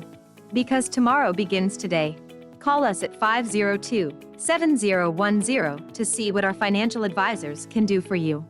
CFAL, growing wealth for future generations. Cash is what we have been using for generations, but it's no longer the only way to pay or receive money. That is great news for business owners. I'm Lasanya Mizik, Managing Director at RBC Royal Bank, encouraging you to find out how going cashless can benefit your business with faster transactions and settlements, better cash flow management, plus reduce risk of theft. Learn more at rbc.com/Caribbean/go cashless. RBC Royal Bank. Banking reimagined. Enjoy an elevated mobile experience with BTC, giving you unlimited talk for the best conversations, unlimited data for all your online fun, and unlimited roaming to stay connected while overseas. For just $50 per line. Unlock unlimited mobile talk, data, and roaming when you sign up for BTC Superfast Fiber Internet with speed starting at 100 megabits per second. Enjoy more great savings and value. Upgrade or sign up today. Visit any BTC store or btcbahamas.com. Conditions apply. Wait, you know what going down tomorrow? Nobody, what happening? Joe bringing these knives to school. He could do Junior in. For what? But he fooled with Joe girl. Mother sick. And you know Junior don't back down for nothing. So that means you got a big fight tomorrow. So whose side you on? Side? I trying to stay in school, not Simpson Pen. We gotta tell somebody about this fight. Tell somebody? I ain't no snitch. I mean cool, you know. Wait, if you so cool, then you need to stay in school and stay out of the fight. Yeah, but if I don't hang on Joe's side, how many boys coming for me next? All right, so we definitely gotta tell somebody. We gotta prevent the fight. What I say, I don't want nobody call me snitch. We could just call Crime Stoppers. You could report what you know, and nobody gotta know it's you. So how did I avoid? All you gotta do is call them, or you text them through the Crack Crime Bahamas app, and nobody can know it's you. Then the police come looking for me for more info, and when they finish with them, Joe them coming looking for me? When you call Crime Stoppers, the call go directly to Miami, and they don't ask nothing about you. Then you can get the pen from them, and they can claim a reward later using that same pen. Plus, everything's scrambled, so nobody can read what you're saying. Call 328-8477 from Nassau or 242-300-8477 from the Family Islands. In the aftermath of Hurricane Dorian, this government was nowhere to be seen. Your aid is coming from the U.S. What are you getting from the Bahamian government? Nothing at all. Survivors questioned if help from the government would ever arrive. As relief supplies are now finally arriving, volunteers complain about Bahamian government red tape. At this point in time, we are on our own, and we're trying to get our government officials, please come down here and show your faces. When they were needed most, this government was nowhere to be found. This has been a paid political announcement by the PLP. This is Guardian Radio, 96.9 FM. Fresh news, smart talk, all day.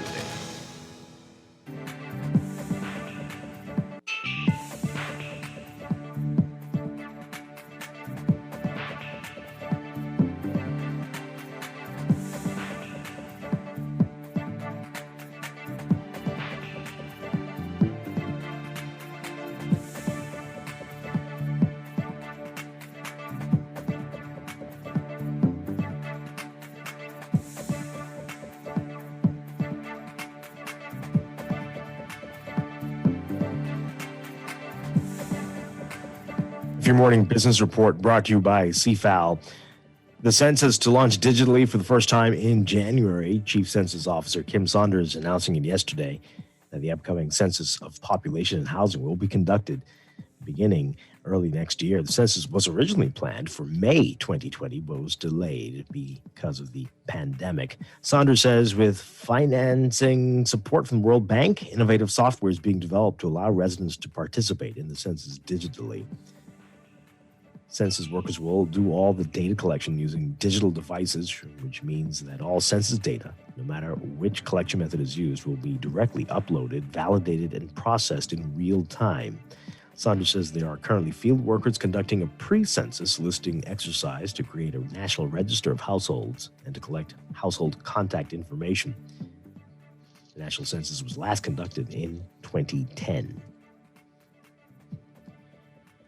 And Emera, the utility company that owns 100% of Grand Bahama Power Company, says that it will write off $66.5 million in goodwill related to GBPC, the power company.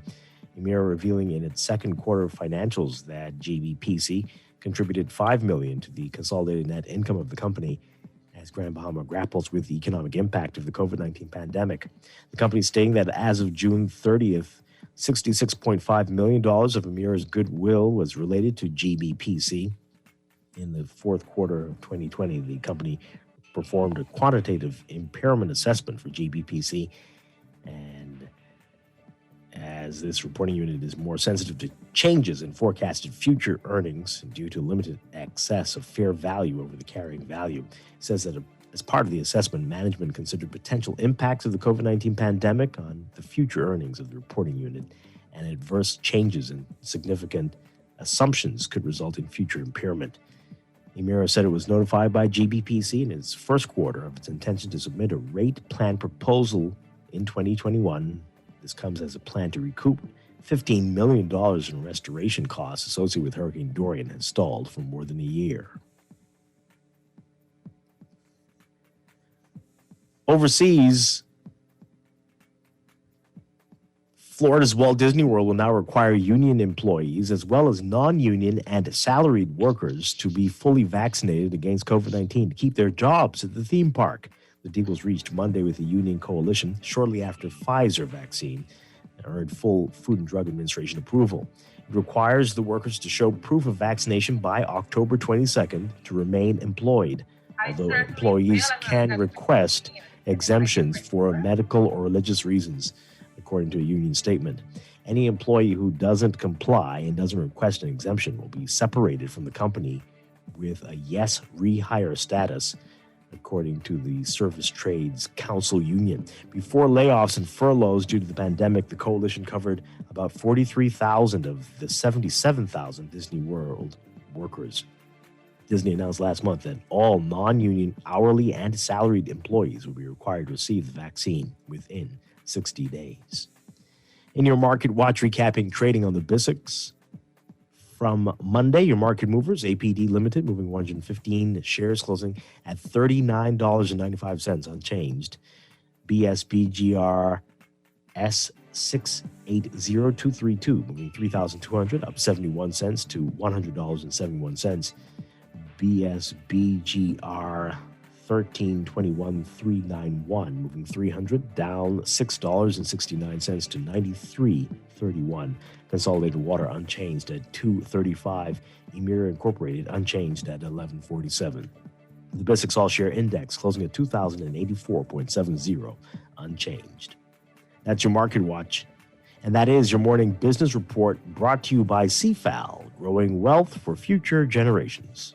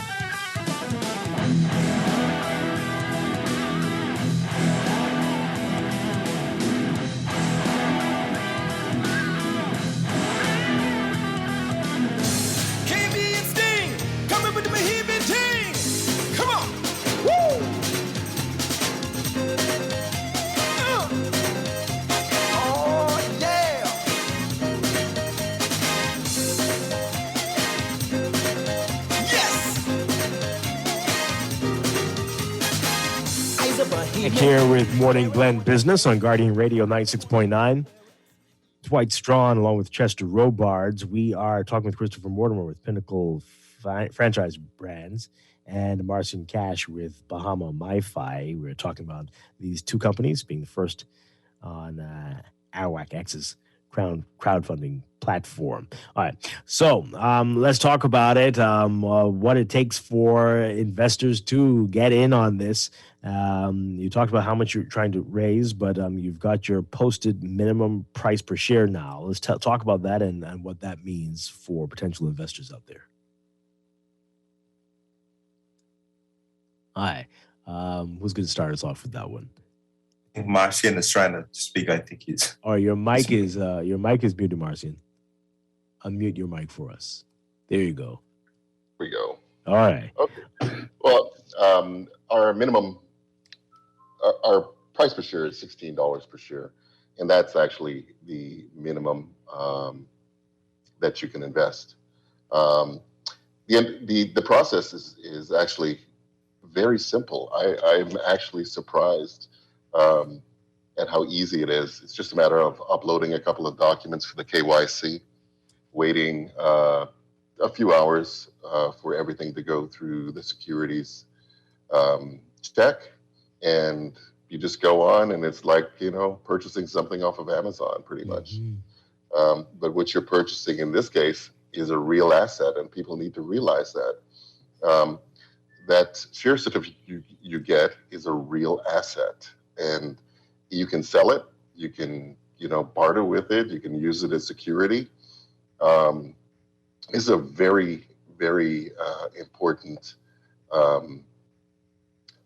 It's an important thing to have. I think as we go forward with this, the change that we're experiencing right now is Bahamians will actually have that share portfolio, something real, something tangible, something they can leave to their kids, something that will increase in value going forward, just like property does.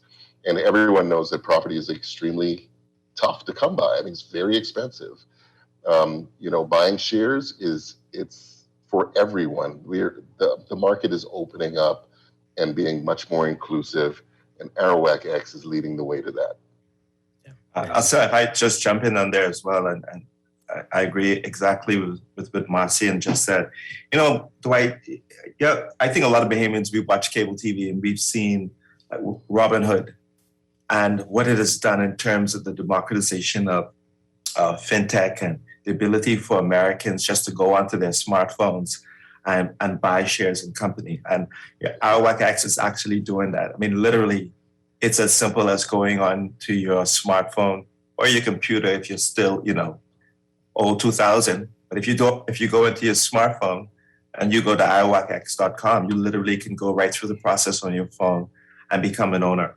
And I think that's such a great, great, great thing in terms of how this country is going to develop. And if we're serious about how do we create the next great companies that come from the Bahamas.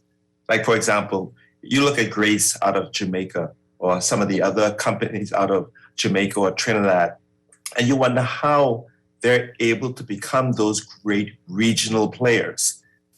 Well, this is the way it happens.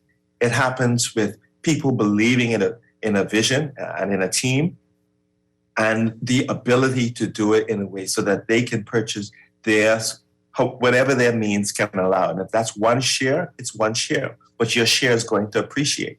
Yeah. Or if it's 1,000 shares, it's 1,000 shares, but your share is going to appreciate. And everything Marcian said in terms of it is real property. You can barter with it. And Arawak X is going to have some really interesting tools about what you're going to be able to do with your shares once you own it. And so the Pinnacle franchise brands I indicated, our shares are $25 per share. And there are a number of shares there available. So for those Bahamians who wish to do so, jump onto arawakx.com and click the link, upload the information, and become an owner. This is the ownership society now, and that's what we're trying to promote in the Bahamas. Yeah, that's great. Chester? For those who might not understand or kind of know how it works, if they do invest in these companies, when do they see dividends? How will it work? Is it quarterly, annually? Can you explain how it works for them? So for clinical franchise brands, the dividend policy is annually, but we only hold at least 25% of net profits and distribute dividends annually to our shareholders. That's our dividend policy as moving forward. And ours is similar. We actually, as long as we have 6 months of working capital liquid, then the rest can be distributed as dividends. Okay, and that's once a year as well. And this offering right now, how long is it in play? How long do people have to invest at this moment? Well, I think. Go ahead, Marcin. Go ahead, Chris. Go ahead. Okay. So I think because of the structure, they're open for 90 days. But the thing is, they can close at any minute. And so once we arrive at the amount, the offering will close. And so we want to make sure that, for Bahamians to get in and to do it as quickly as possible, because, you don't want to be on the other side of not being able to participate. Yeah, and you guys can say how you're feeling right now, but I look on the website and I can see that shares have already started moving. Are you feeling confident? How are you feeling? Like I said, I'm happy. I'm happy because not just because of the ease at which Bahamians can purchase shares, but that they are participating. It validates everything that IWAC-X have been fighting for several years, and we commend them for that. And I think not enough is being said about the accomplishment that they have done in our own country. And I think every Bahamian entrepreneur and small investor will look to what they have done in the past several days and say, this was the moment the Bahamas was transformed. And so if you're an investor or if you are an entrepreneur, become a part of IWAC-X. IWAC-X is the future of the Bahamas. And I say that unreservedly. If you have any questions for our guests this morning, give us a call, 323-6232 or 325-4316, 325-4259. You can also tweet us, Facebook us, or text us on the Guardian Radio text line, 422-4796, 422-4796. Someone was about to say something. Was that about you, Marcin? Oh, I was just going to say that I feel honored to be a part of this process. This is something that is, I've been looking for this and actually fighting for it. I've written so many letters to so many governments over the course of years and years and years saying that, we needed this opportunity for Bahamians. I've worked in the private sector all my life, and outside of foreign investment and that is businesses that were born that way. You really have to be like a multi-millionaire in the Bahamas in order to start any business of significance. And that is not true worldwide. That is absolutely not where the new millionaires come from. They are not coming from people who have silver spoons in their mouth. Okay, they have access to capital, and the laws of their land allow that access. And, we're so happy that, this year, finally, after how many years, those laws were passed, which allowed IWAC-X to actually get their licensing and move forward. I couldn't be more honored to be a part of this. Yeah. It's transformative for the Bahamas. All right. We're getting a lot of interesting text messages here. All right. So this one here. All right. So, Chris, I guess this is for you. Wondering about the pandemic and how that has changed the restaurant business and whether this is a good time to be launching something like this at this point. What do you say to that? People who might have some concerns and some doubts. I think I would have mentioned earlier that we had drawings and everything that are already done, ready to submit to the Ministry of Works when the pandemic hit. And we had to go back to the drawing board and redesign with this new reality in place. And I think what you'll find is that we've changed the layout so that if we have another, God forbid, major pandemic health in the future, event in the future, that the entire restaurant could actually operate as an exterior outdoor dining restaurant. So we've taken to heart what's happened, and we've introduced some things in terms of design that allows us to operate. As I also indicated, this is 2022. There are a lot of vaccines that are in country. I'd like to take this opportunity to tell the Bahamian people, please, please, please, please go and get vaccinated so that our economy and our country can get back as much as we can in a new normal.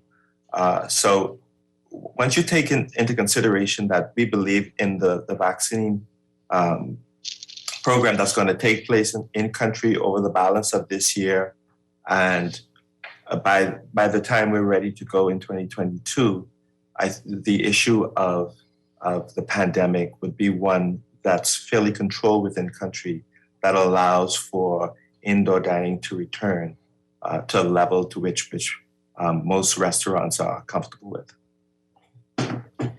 Somebody's asking about your location and the first location and future locations. What can you tell us about that? So in terms of locations, for New Providence, there are going to be two locations, East Nassau and West Nassau. There are a couple of locations that we're looking at currently, but I suspect, we want to do a phased rollout of some of the information. So I suspect locations will be specified by me over the course of the next coming weeks. Okay. This person's asking, I invested yesterday. Is it possible to invest again without filling out the same KYC forms? Is that a possibility? Can you go back and reinvest, add more? I think you fill out KYC forms once and you go to town after that. Pretty much. Yeah, that's it. Yeah. Well, I can say this. I'm sure that both that Darcy Jr., Chief Technical Officer of Arawak, I'm sure he's listening. So Darcy, get on that, please. Yeah, last week he told us, and there was a high number that you could invest in. So I think you can. I think 50,000 per year. Right. I think. Right. Yeah. So I think you can do that definitely. Yeah. All right. It's time for another break. When we come back, a little bit more. And again, if you want to call in, give us a call and ask Marcian or Chris your questions. 323-6232, 325-4316, 325-4259. This is Morning Blend Business on Guardian Radio 96.9.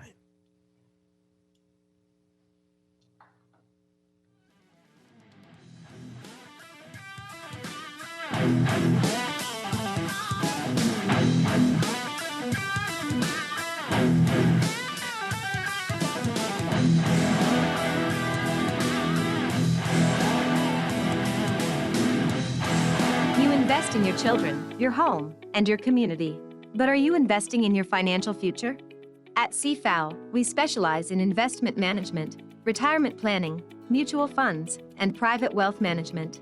Our team of experts never stops helping you plan for tomorrow. Because tomorrow begins today. Call us at 502-7010 to see what our financial advisors can do for you. CFAL, growing wealth for future generations. Many people wonder, what makes Boost Academy unique? Maybe it's our 8-to-1 student-staff ratio, the emphasis we place on student individuality, our focus on numeracy, literacy, and creating better citizens by sharpening students' critical thinking skills.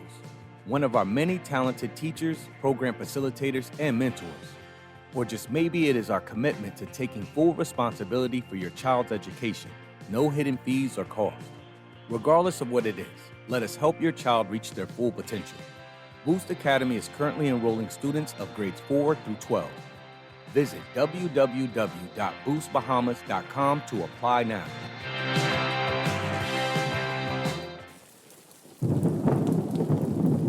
Be prepared for the rainy season with an RBC loan to fund your rainy season essentials. For hurricane shutters, generators, solar power systems, or general home repair, RBC offers a range of flexible and competitive financing solutions. Let us help you get started at rbc.com/Caribbean/get-a-loan. Special conditions apply.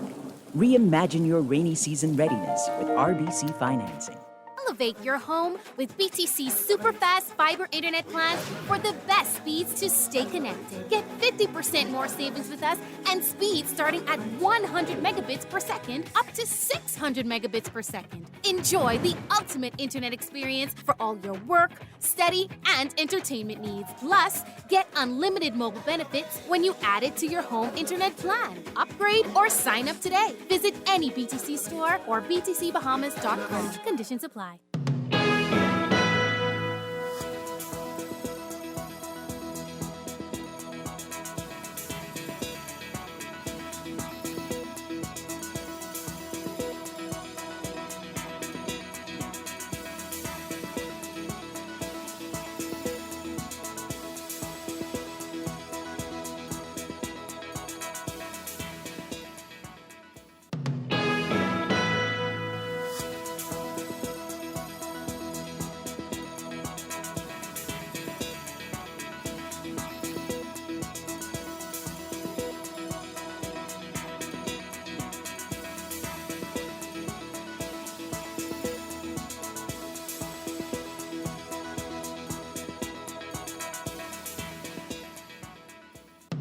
Strong winds across the islands, while a plume of Saharan dust will allow hazy conditions to persist across the country through tonight. There's a high chance of rip currents along east and south coast beaches as well. For all areas today, we're looking at partly cloudy, hot, and hazy conditions with a chance of a few isolated showers. Small crash and exercise caution in the central and southeast Bahamas, too. High temperatures getting up to 91 Fahrenheit, 33 Celsius, but the heat index will again be in the triple digits. We're looking at 105 Fahrenheit, 40 Celsius. Overnight lows tonight getting down to 77 Fahrenheit, 25 Celsius. In your extended outlook, an upper level low is forecast to move over the area, increasing chances of showers over the country. So for tomorrow, Wednesday, we're expecting partly cloudy and breezy conditions with scattered showers and the chance of isolated thunderstorms.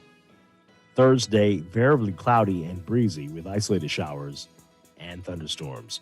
In the tropics, we're watching three areas: a broad trough of low pressure about 1,000 miles northwest of the Cabo Verde Islands. It has a 50% chance of cyclone formation. Then there's a tropical wave over the eastern Caribbean Sea. That has a 60% chance of cyclone formation. And a tropical wave about 500 miles south-southwest of the Cabo Verde Islands has about a 40% chance of cyclone formation. That's what's happening in your weather. And your Morning Blend weather check.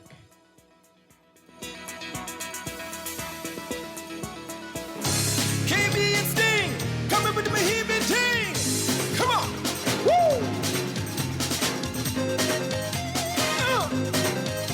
Oh, yeah.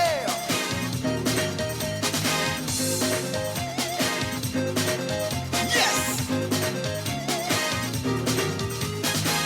Eyes of a Bohemian, hair on and bread. I don't want to live nowhere else, even when I dead. Eyes of a Bohemian. And we are back here with Morning Blend Business on Guardian Radio 96.9.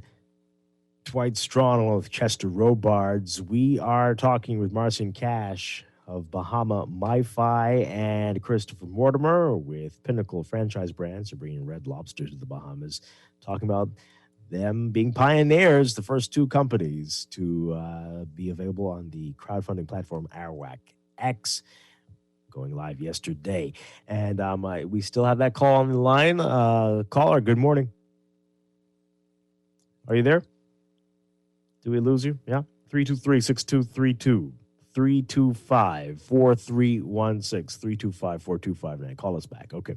Got a question. Chester, go on. Mm-hmm. Oh, yeah, well, let's see why the caller is trying to call back. I just want to ask, Chris, what advice would you give to a young Bahamian who's thinking about a big franchise like a Red Lobster or Outback Steakhouse? You know, we talk about the ease of doing business here. You know, what advice could you probably give someone like that? I think the advice is the advice that you give to anybody who wants to accomplish anything, and that is, and I'm sure Marcian can attest to this, you have to believe in your ability. You have to be prepared to fight through failure. And in spite of that, believe that you will accomplish the dream that you've set for yourself. And that's for any business. And then the ability to have access to capital to get it done. I think with IWAC-X, what has happened is one of those things, namely the ability to access capital, has been greatly enhanced in our country. And I think for a lot of entrepreneurs, Marcia and myself, and thousands of others that are out there, the challenge to being great has always been access to reasonable capital. And I think because of the IWAC-X platform, a lot of our Bahamian entrepreneurs will be able to realize that not only can they accomplish, whether it's a franchise brand, but I believe we could have the next Jeff Bezos. I believe we could have the next Steve Ballmer. There's nothing that can't be accomplished once you have access to the capital that's necessary to get it done, along with optimal management to make sure that it happens. Once you've married the two of those together, amazing things happen. And I believe a part of that amazing thing that has happened in our country has been IWAC-X. That's pretty impressive. All right. So this question here from one of our listeners. What's the total amount of shares, total number of shares being issued by both companies? And how was the share price determined? Well, in our case, the total number of shares is 200,000. And we use the HBR method, which is the Harvard Business Review method. We've had to stick to international conventions in evaluating the share price, and that was rigorously held. It is a combination of what the potential revenue is, as well as the paid-in capital to date, in order to establish the share price. Similarly, it's the same way. The Harvard Business Review model for our sector, and for us is just slightly over 101,000 shares available. Okay. All right. This person's asking here, I'm a Bahamian living in Orlando. How do I invest, and what are the returns on investment? And they're also saying, I don't presently have a national insurance card. But yeah. So I'll tell him the beauty of our IWAC-X. He's a Bahamian. He has Bahamian documents. You can invest. Remember, our IWAC-X is pan-Caribbean, and so it's open to persons that are not inside of the Bahamas. So if he's a Bahamian and he wants to be a part, jump on IWAC-X.com, click the links, and you have Marcian and myself. Both of our companies, if you choose to be a part of. Okay. And the return on investment, what can people expect to see realistically, and how soon? Let me, if I could just put it a different way. If you take $25 and put it into a savings account inside of a bank, your return on that investment is the total sum of zero. That's the reality. Actually negative. It's negative because of inflation. So inflation is zero. All those fees. But I'll say this. I believe a business that is well run, great management, can have returns to the investor that are better than having it sit in a bank doing nothing, earning nothing. Yeah. Okay. Yeah. Most certainly. Most certainly. Mm-hmm. One of the things that people should do is really just do a little research. Do a little research on crowdfunding. Do a little research on what the potential gains are. Okay, and I think they'll find it's favorable. If you look at the company, and you have to look at the company, you can't just go out there willy-nilly investing in something that isn't going to work, or that you don't think is going to work, or you don't think has potential growth. And growth is one of those things that you really need to look for. What's the total addressable market? What's the market right now, and what is the total addressable market? If you see that there's a possibility for growth, like in my company and as well as Chris's, you realize Chris is not stopping with 2 restaurants in the Bahamas. Well, what's that going to be worth? Not today or tomorrow. And, again, don't look at investments as something that, you just do for, 6 months or something, right? That's not what this is about. This is about long-term wealth, accumulated wealth, the ability to have some posterity in your family, all right? Your investment accounts should never be dissolved. This is something that you're going to keep and that you're going to nurture, and that hopefully your children and your grandchildren will continue to develop over time. And that's where real wealth comes from, okay? Not just getting a job and, everybody get a good job and get a government job and all. No, we're talking about really establishing a serious wealth base in the Bahamas that is tied not only to what's happening here, but what's happening globally. And that's the change, okay? We're not just limited to what's happening in Nassau or the Bahamas. We are a part of, the global financial landscape. And, Bahamians can now enjoy what everyone, well, not everyone, but a lot of developed nations have been able to enjoy for the past 100 years. Yeah. We've got about 30 seconds left. Tell us how potential investors, they still have time, can get more information about both your companies and what you are planning on doing. I think everything is on the IOX site. All of the information, analysis, business plan. So all of that stuff is there. People can get the information for them to take a look at and also to invest. Okay. Great stuff. We're going to post all this on our Facebook and Twitter page as well. It's been a pleasure talking with you both. Wish you all the best. This is very exciting. And keep us posted. Let us know how this goes.